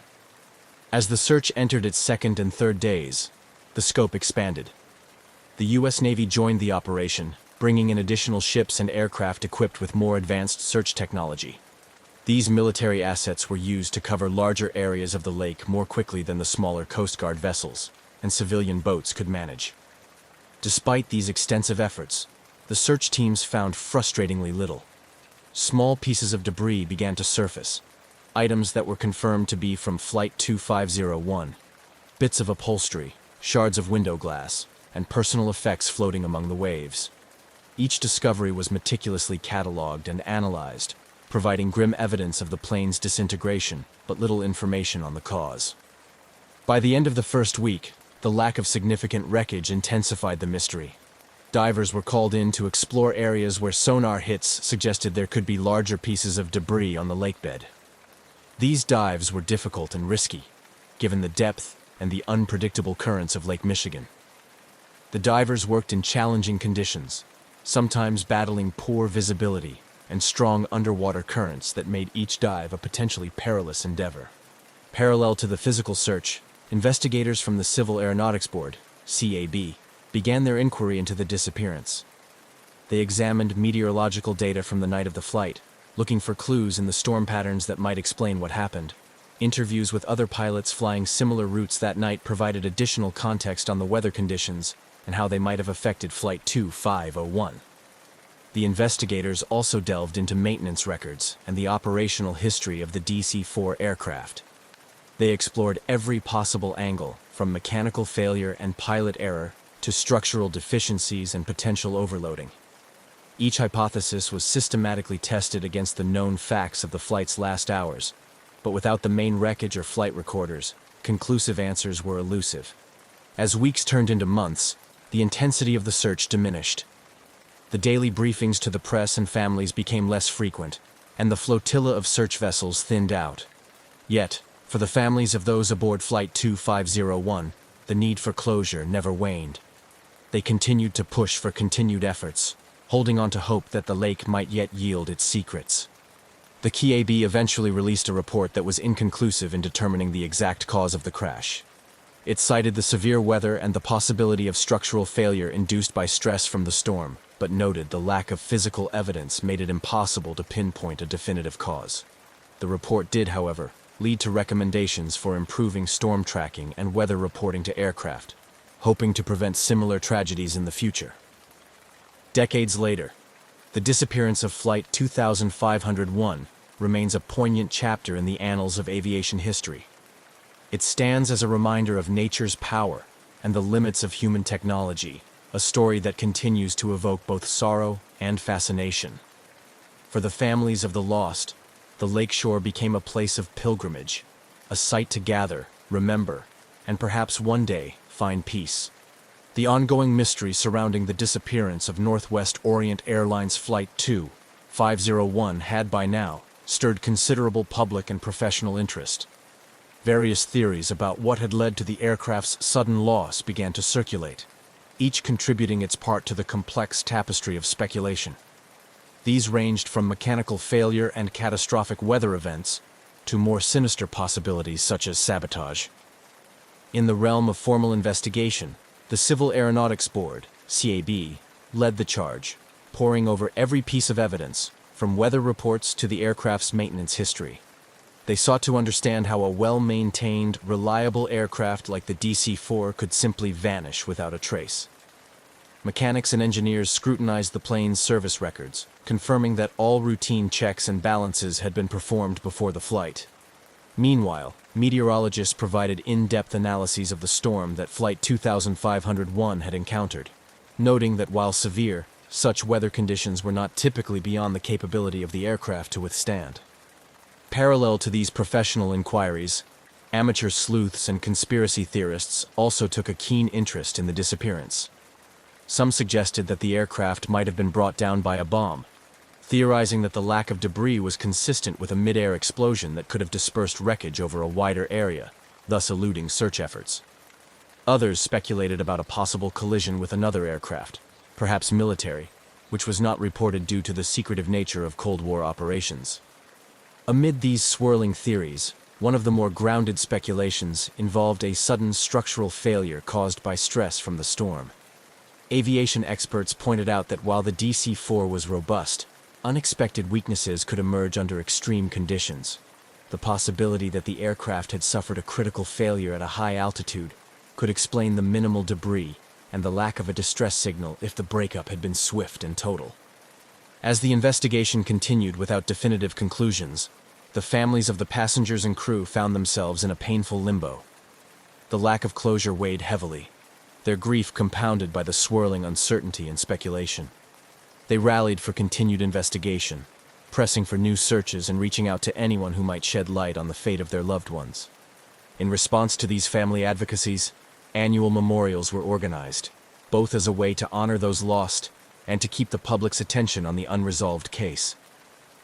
These events often featured moments of poignant remembrance alongside calls for action, with speeches that melded personal loss with broader appeals for aviation safety improvements. The emotional toll of the tragedy and the ongoing mystery also reverberated through the broader aviation community. Airlines and regulatory bodies, spurred by the tragic loss of Flight 2501, began to reconsider and revise their safety protocols. This led to increased investments in weather tracking technologies and improvements in aircraft design, especially concerning structural integrity and storm resistance. These changes reflected a growing acknowledgement within the industry that safety must evolve with the increasing complexity of air travel.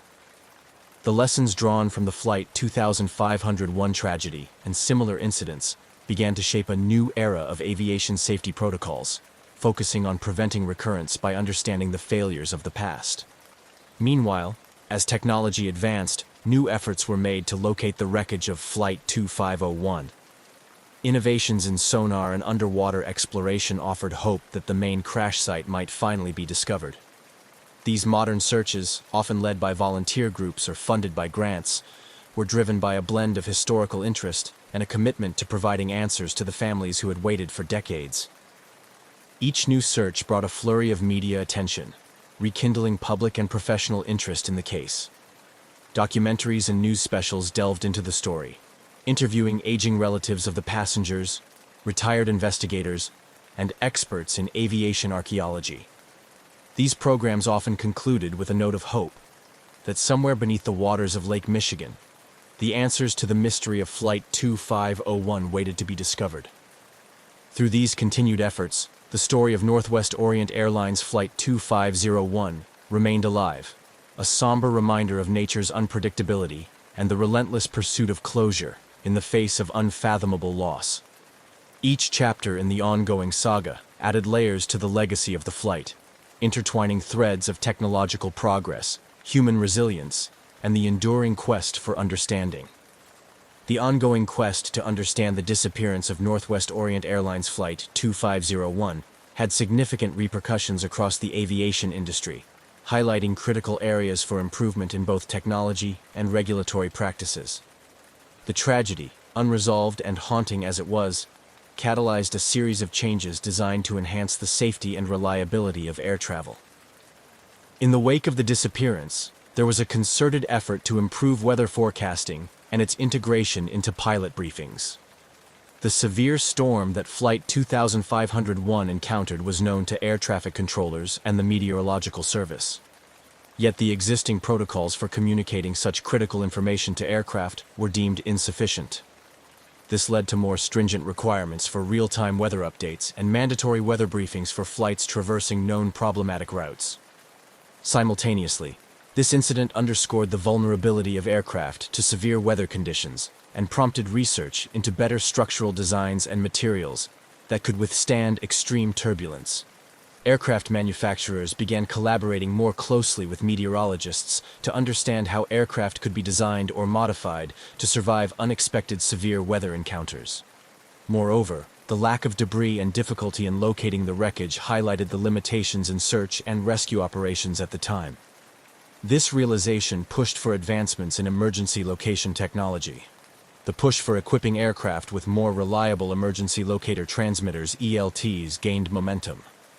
These devices, designed to emit signals in the event of a crash, were made more robust and effective, ensuring they could withstand impacts and operate under a broader range of conditions.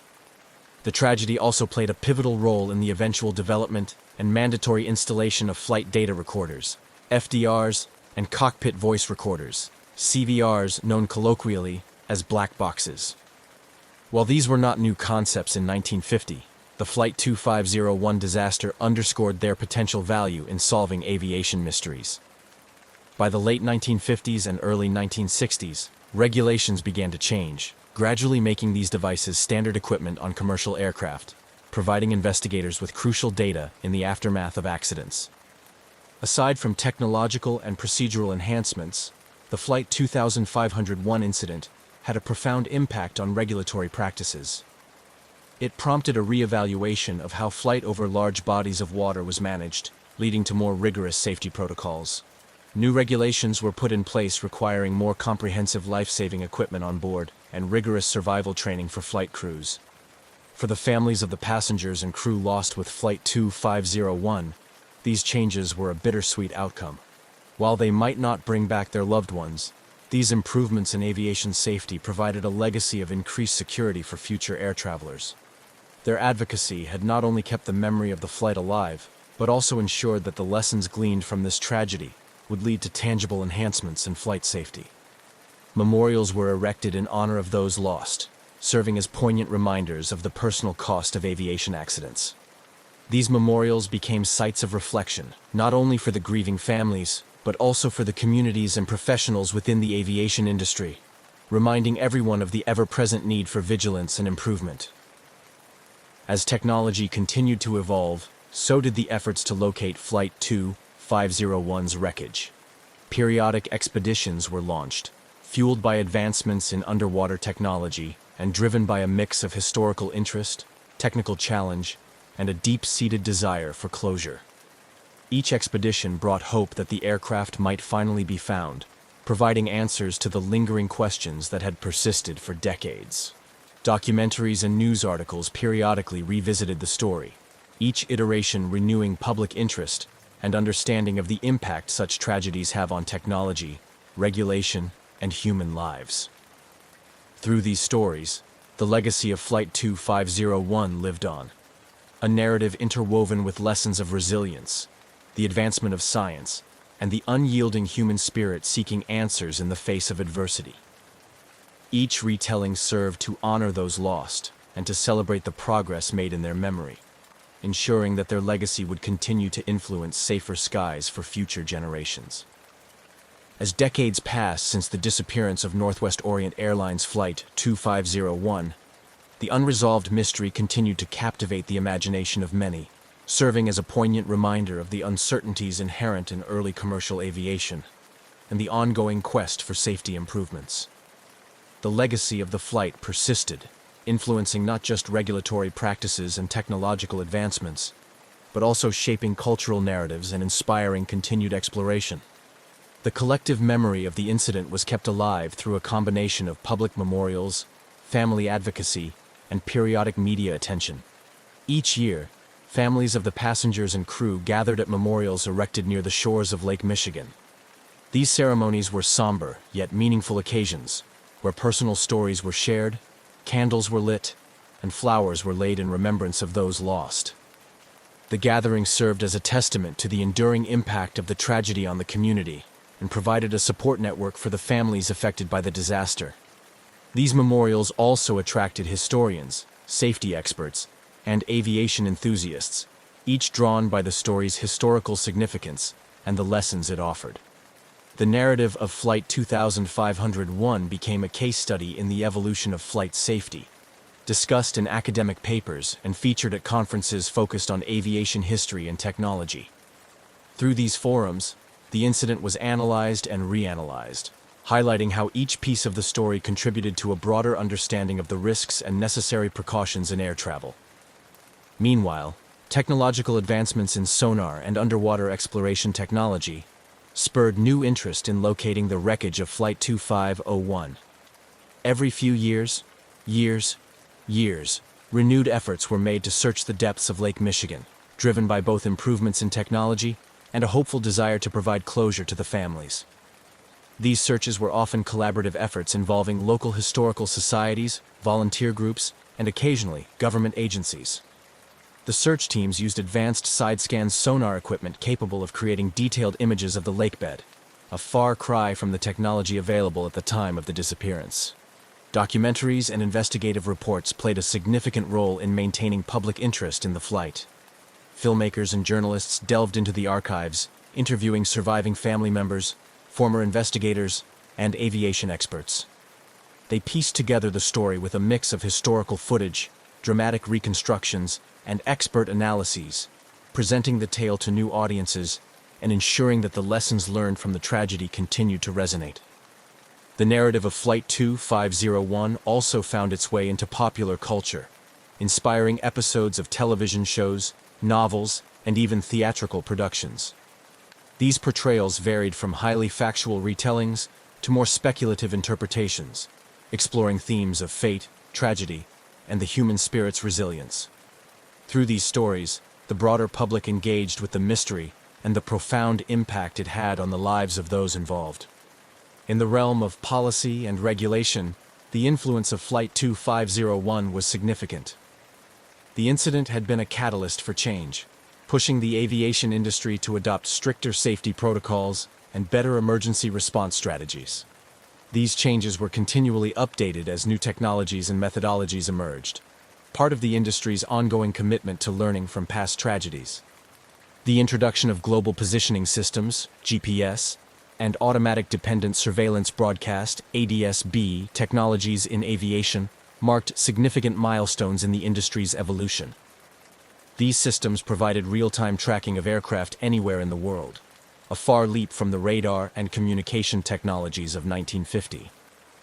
Flight 2501 had underscored the critical need for such advancements, and as these systems became standard, they significantly enhanced the safety and management of flight operations. The continued interest in Flight 2501 also encouraged regulatory bodies to maintain rigorous oversight of aircraft maintenance and crew training programs. The aviation industry's growth was tempered with caution, with each new technological advancement or operational procedure tested against the backdrop of incidents like Flight 2501. The tragedy became a yardstick by which safety measures were evaluated and improved. Educational institutions used the story of Flight 2501 to teach new generations of aviation professionals about the importance of safety protocols, crisis management, and ethical considerations in aviation. Universities and training academies incorporated the case into their curricula, using it as a foundation for discussions on everything from engineering solutions to psychological preparedness for emergencies. As technology continued to advance, the possibility of one day locating Flight 2501 remained an achievable goal. The development of autonomous underwater vehicles, AUVs, and remotely operated vehicles, ROVs, equipped with high-definition cameras offered promising new tools in the search for submerged wreckage. These technologies, coupled with more sophisticated data analysis techniques, provided hope that the lake might yet yield its secrets. Meanwhile, the families and communities connected to the tragedy remained engaged, their resolve undiminished by the passage of time. They continued to advocate for ongoing searches, support technological advancements, and participate in public discussions about aviation safety. Their involvement ensured that the memory of those lost on Flight 2501 was honored not just as a past event, but as a continuing influence on the present and future of aviation. In conclusion, the story of Northwest Orient Airlines, Flight 2501, is a profound narrative about loss, discovery, and the unending quest for answers. It serves as a reminder of the vulnerabilities once faced in air travel and the strides taken to overcome them. The legacy of Flight 2501 endures, woven into the fabric of aviation history and continuing to inspire efforts that aim to make air travel safer for all.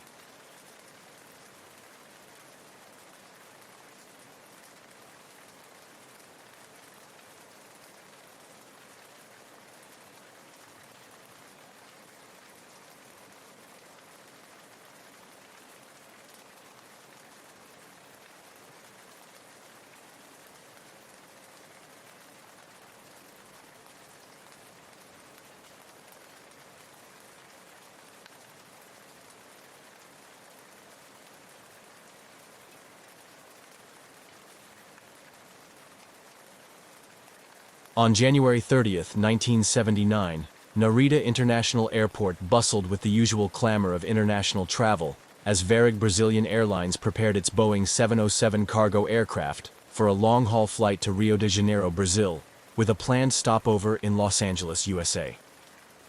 This particular flight, Varig Flight 967, was not just any routine cargo operation.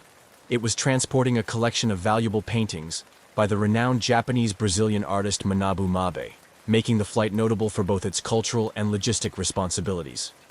The Boeing 707, a workhorse of the skies, was well regarded for its robust performance and reliability in long-distance cargo transport.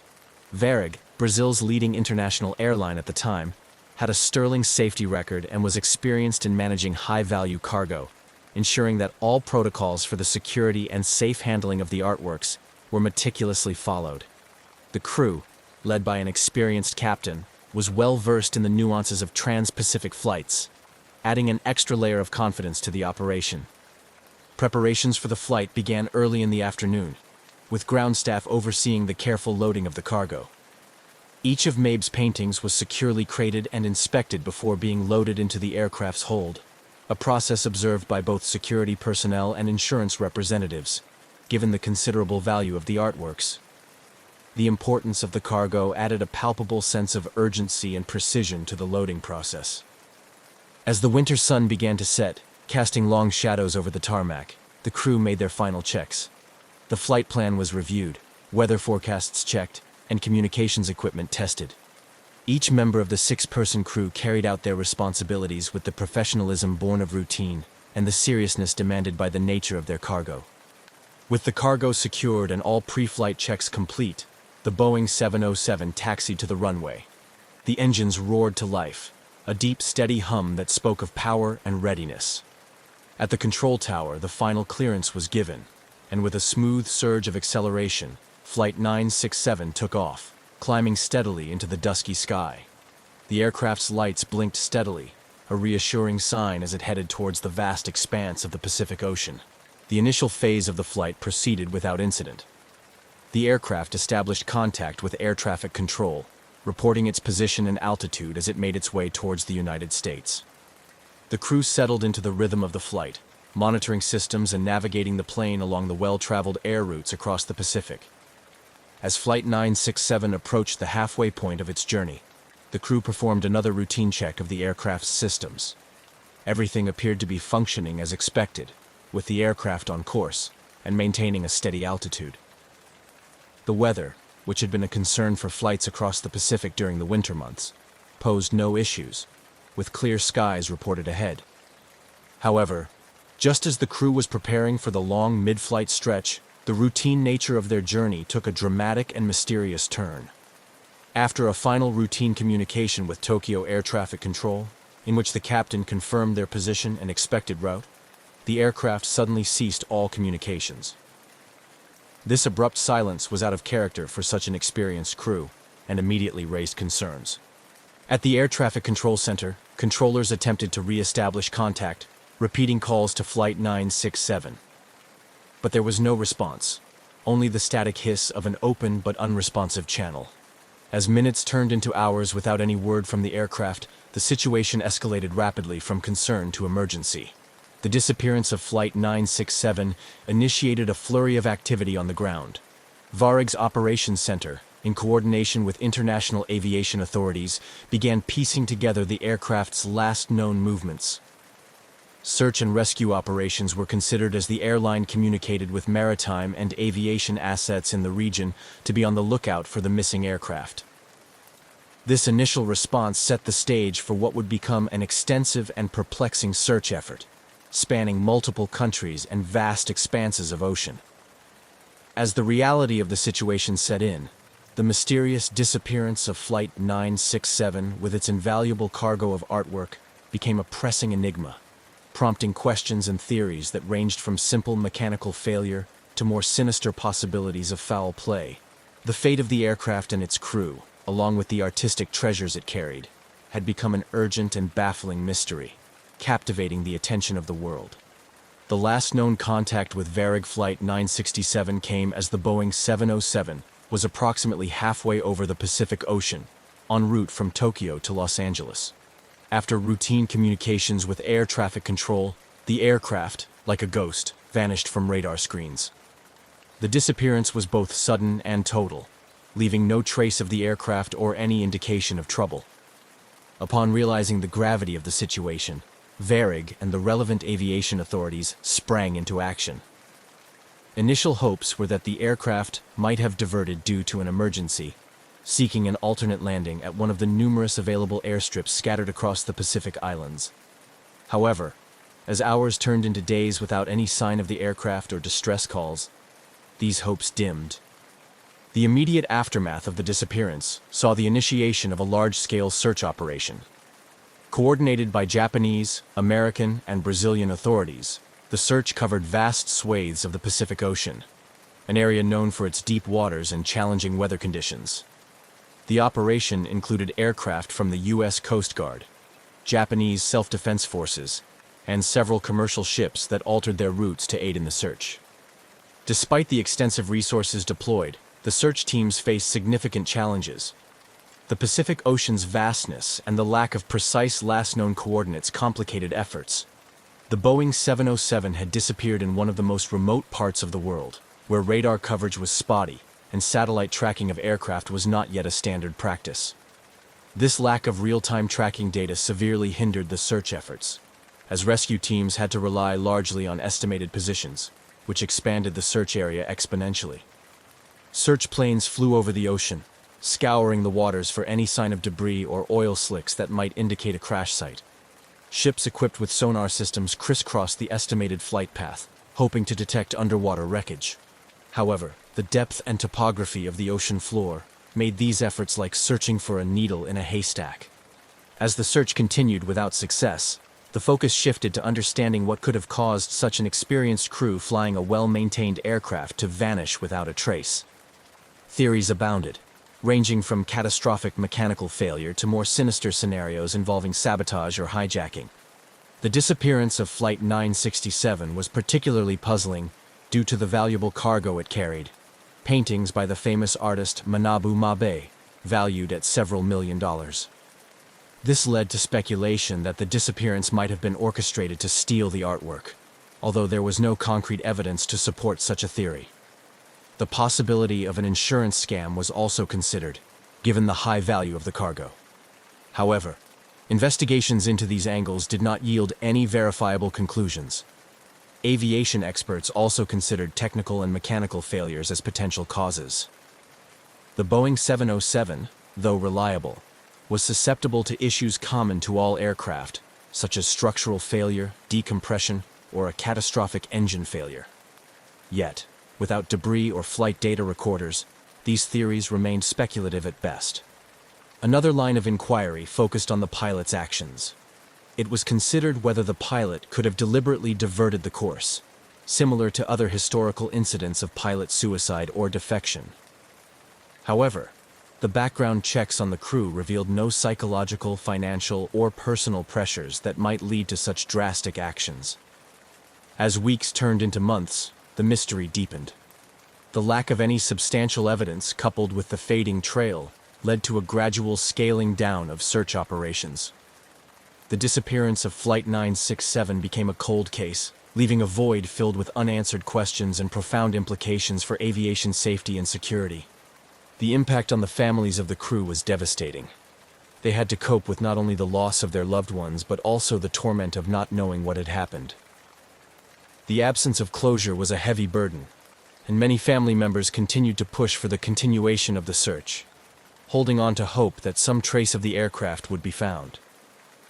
Meanwhile, in the broader aviation community, the disappearance led to calls for better tracking and monitoring of aircraft, especially over remote and oceanic routes.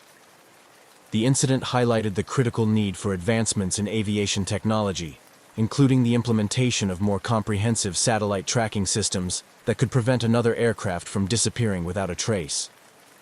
The mystery of Varig Flight 967 thus not only marked a tragic chapter in aviation history, but also served as a catalyst for discussions about improvements in flight safety and tracking technologies that could one day ensure that no flight ever vanishes again. As the initial shock of the disappearance of Varig Flight 967 began to settle, the aviation community and international authorities intensified their efforts in a desperate bid to locate the missing aircraft.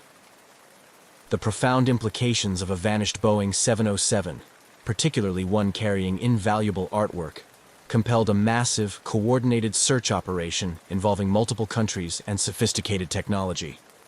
The immediate aftermath of the disappearance saw an array of resources being mobilized across the Pacific.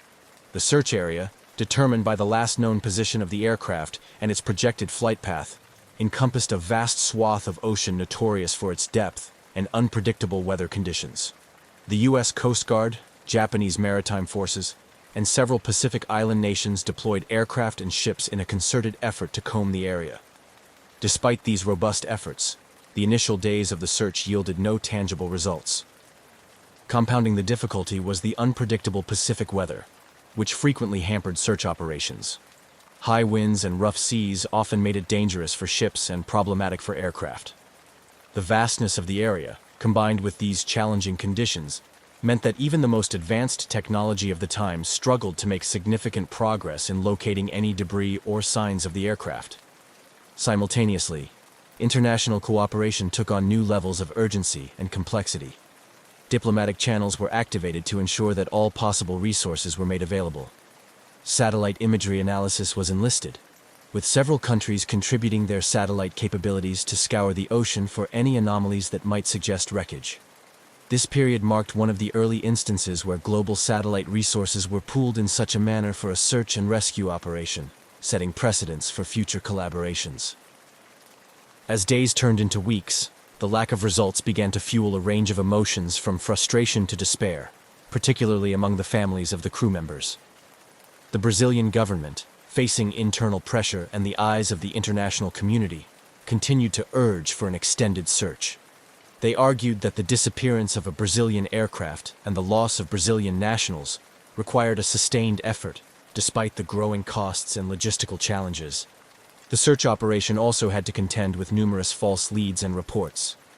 Several times, satellite images or aerial reconnaissance missions thought they had spotted potential wreckage, leading to rapid reallocation of resources to these locations, only to find them unfruitive.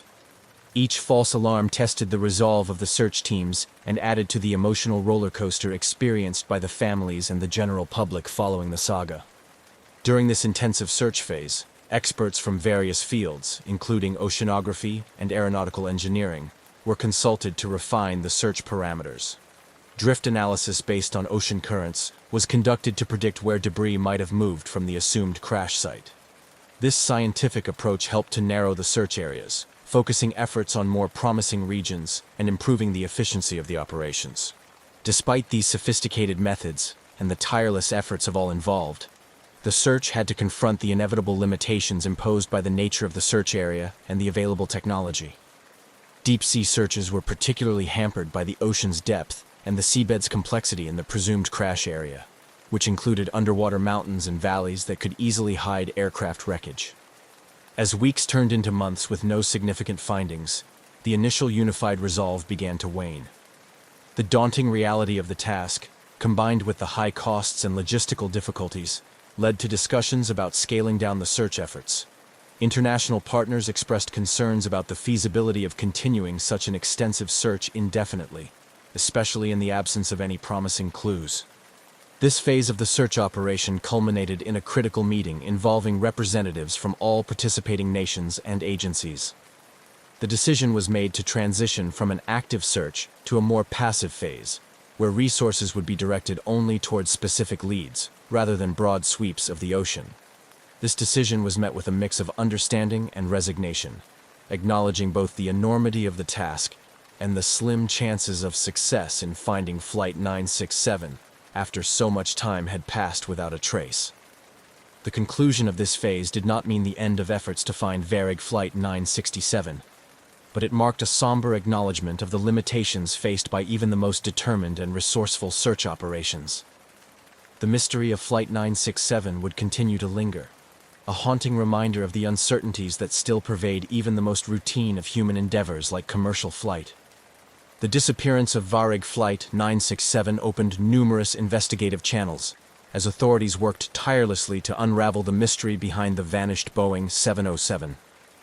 The focus was divided between mechanical and structural theories, potential human factors, and even the more sinister possibilities of foul play, given the valuable cargo of artwork on board.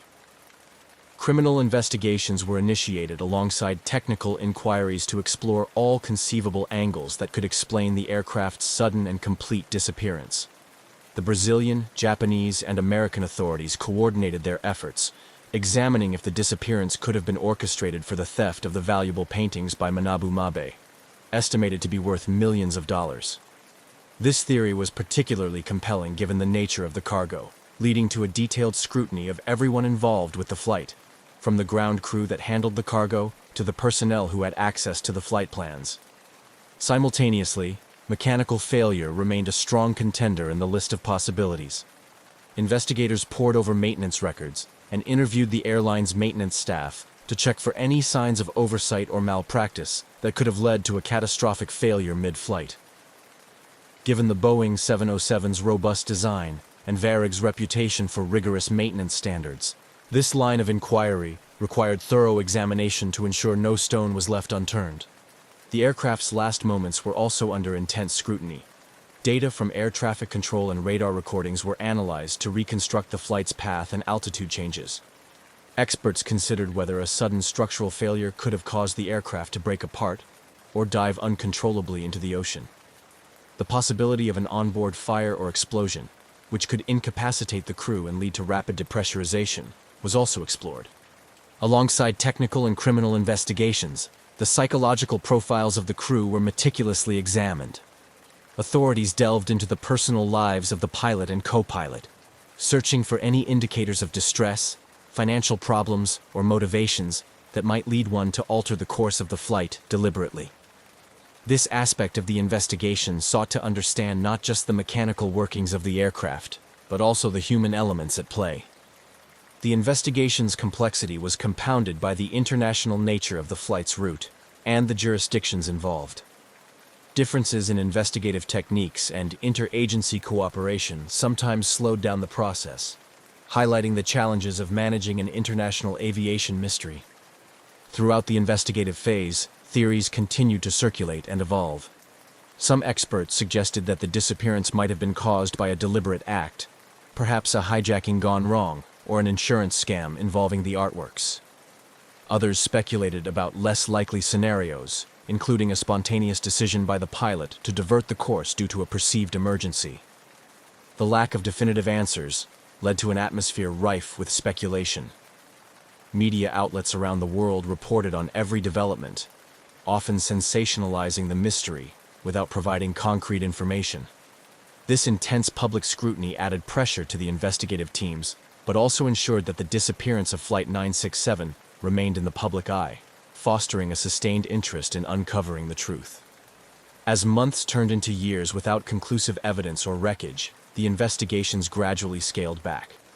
However, the mystery of Flight 967 continued to engage the professional and amateur sleuth communities alike.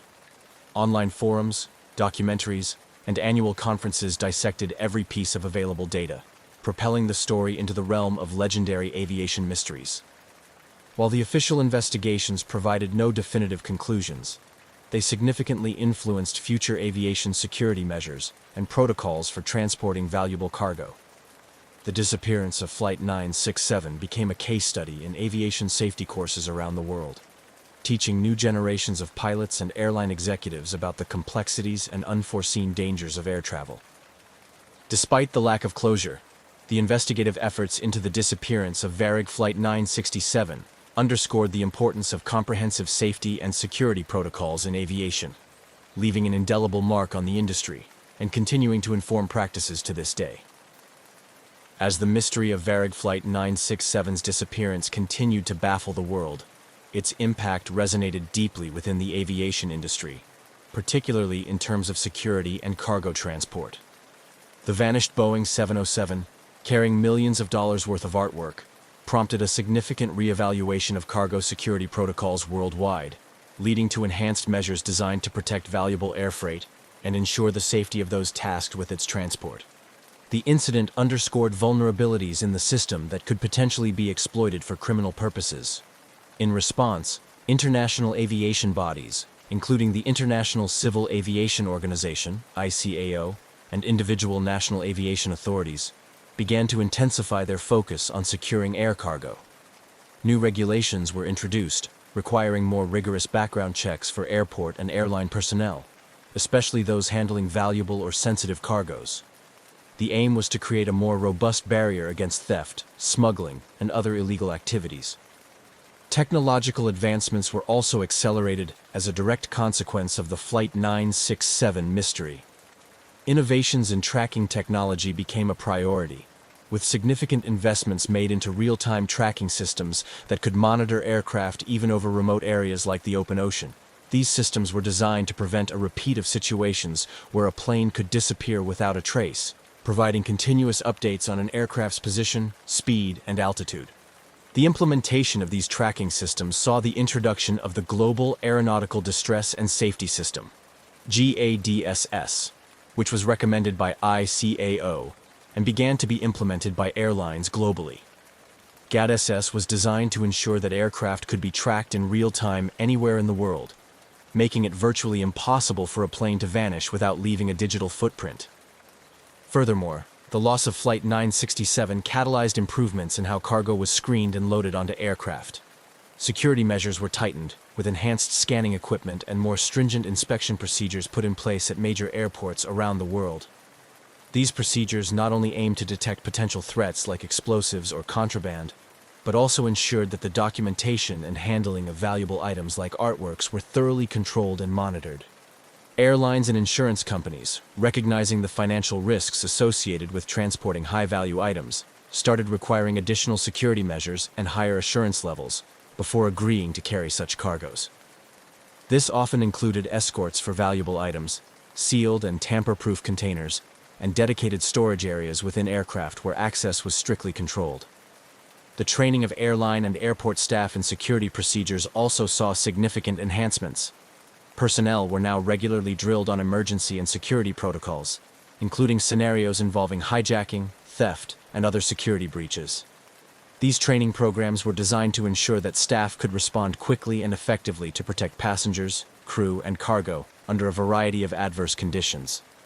Despite these advances and heightened security measures, the disappearance of Flight 967 continued to haunt the aviation community.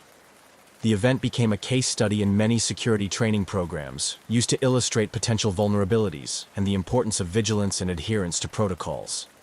The lessons learned from the incident not only influenced cargo security, but also had broader implications for passenger safety and airline operations. The legacy of Varig Flight 967 is a complex tapestry of mystery, precautionary tales, and technological progression. It highlights the interconnectedness of safety, security, and operational integrity in the modern aviation landscape. While the aircraft itself was never found, the changes brought about in its wake have undoubtedly made air travel safer and more secure, ensuring that such a disappearance remains a rare and unlikely event in the future. This progression, however, came at the cost of an unresolved mystery, leaving an indelible mark on the annals of aviation history, reminding all of the perpetual need for improvement and innovation. As years passed since the disappearance of Varig Flight 967, the incident not only remained an unresolved mystery, but also continued to captivate the attention of the aviation community, researchers, and the public. The story of the missing aircraft and its valuable cargo of Manabu Mabe's paintings has been analyzed and reanalyzed, with various theories persisting or emerging over time. This ongoing interest has ensured that the case is not forgotten, and has also had a profound impact on the families of the missing crew and the airline's history. The legacy of Flight 967 is evident in how the incident has influenced ongoing discourse on aviation safety and operational transparency.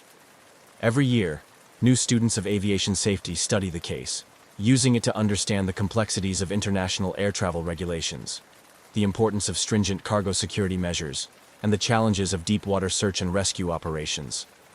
Conferences and symposiums often feature sessions dedicated to discussing the case, focusing on what improvements have been made and what lessons can still be learned. The case of Flight 967 has also served as a critical reference point in the development of more comprehensive international cooperative frameworks for handling aviation incidents. It underscored the necessity for countries to work together seamlessly during air emergencies, which influence the protocols used today. These collaborations are crucial not only in crises, but also in regular operations, ensuring that the skies remain safe for international flights. Furthermore, the incident has left a lasting impact on the families of the crew members who were aboard Flight 967. For these families, The disappearance isn't just a historical or technical puzzle. It's a personal tragedy that has resulted in decades of uncertainty and grief. They have become advocates for improvements in how the aviation industry handles similar cases, particularly in terms of family liaison and support. Their efforts have helped to ensure that the relatives of those affected by such mysteries are treated with more consideration and given thorough, timely information. Efforts by these families and their supporters have sometimes led to renewed interest in the case, with calls for new searches or investigations when technological or methodological advancements become available. Although official searches have long since ended, the commitment of these families ensures that new leads and theories continue to surface, keeping the search for answers alive in public consciousness. In addition to impacting aviation safety and family advocacy, the mystery of Flight 967 has also permeated popular culture. It has inspired numerous articles, books, documentaries, and even fictional representations that speculate about the fate of the aircraft. These portrayals help to maintain public interest in the case and often bring forward new theories or insights, although they can also blur the lines between fact and fiction. Despite the tragedy and the myriad challenges it presented, the disappearance of Varig Flight 967 also contributed to a broader understanding of the value and impact of art in the world of aviation cargo. The loss of Manabu Mabe's artworks was felt deeply in the art community, highlighting the need for specialized handling and transport protocols for irreplaceable items. This aspect of the legacy has led to improved practices across the logistics and insurance sectors, ensuring that artworks traveling by air are better protected today. As time moves on, the legacy of Flight 967 continues to evolve. While the mystery may never be fully solved, the lessons drawn from this tragic event remain integral to the continual improvement of international aviation safety. Through continued discussion, study, and advocacy, the aviation community ensures that the story of Flight 967, its crew, and its cargo will not be forgotten, serving as a perpetual reminder of the need for vigilance, preparedness, and cooperation in the ever-expanding realm of global air travel. The cultural and artistic impact of the disappearance of Varig Flight 967 is a poignant chapter in the story, centered around the loss of 153 paintings by the acclaimed Japanese-Brazilian artist Manabu Mabe. These artworks, valued at several $millions, were not merely cargo. They represented significant cultural heritage and a profound personal loss to the art community and Mabe's legacy. The vanishing of such invaluable pieces under mysterious circumstances has left a lasting mark on the art world, highlighting the vulnerabilities associated with transporting art globally. Manabu Mabe's work was known for its vibrant expressionism, a fusion of Brazilian and Japanese artistic influences that made his paintings highly sought after on the international stage. The lost artworks were being transported back to Brazil after an exhibition in Tokyo, symbolizing a cultural bridge between Asia and South America and an important career milestone for Mabe. The disappearance of these works effectively erased a significant portfolio of his career's output, impacting not just the monetary value but also the cultural and historical record of global art heritage. This loss has prompted a broader discourse within the art and logistics industries about the risks associated with transporting art. In response, there have been tightened security protocols and better risk management strategies when moving valuable artworks.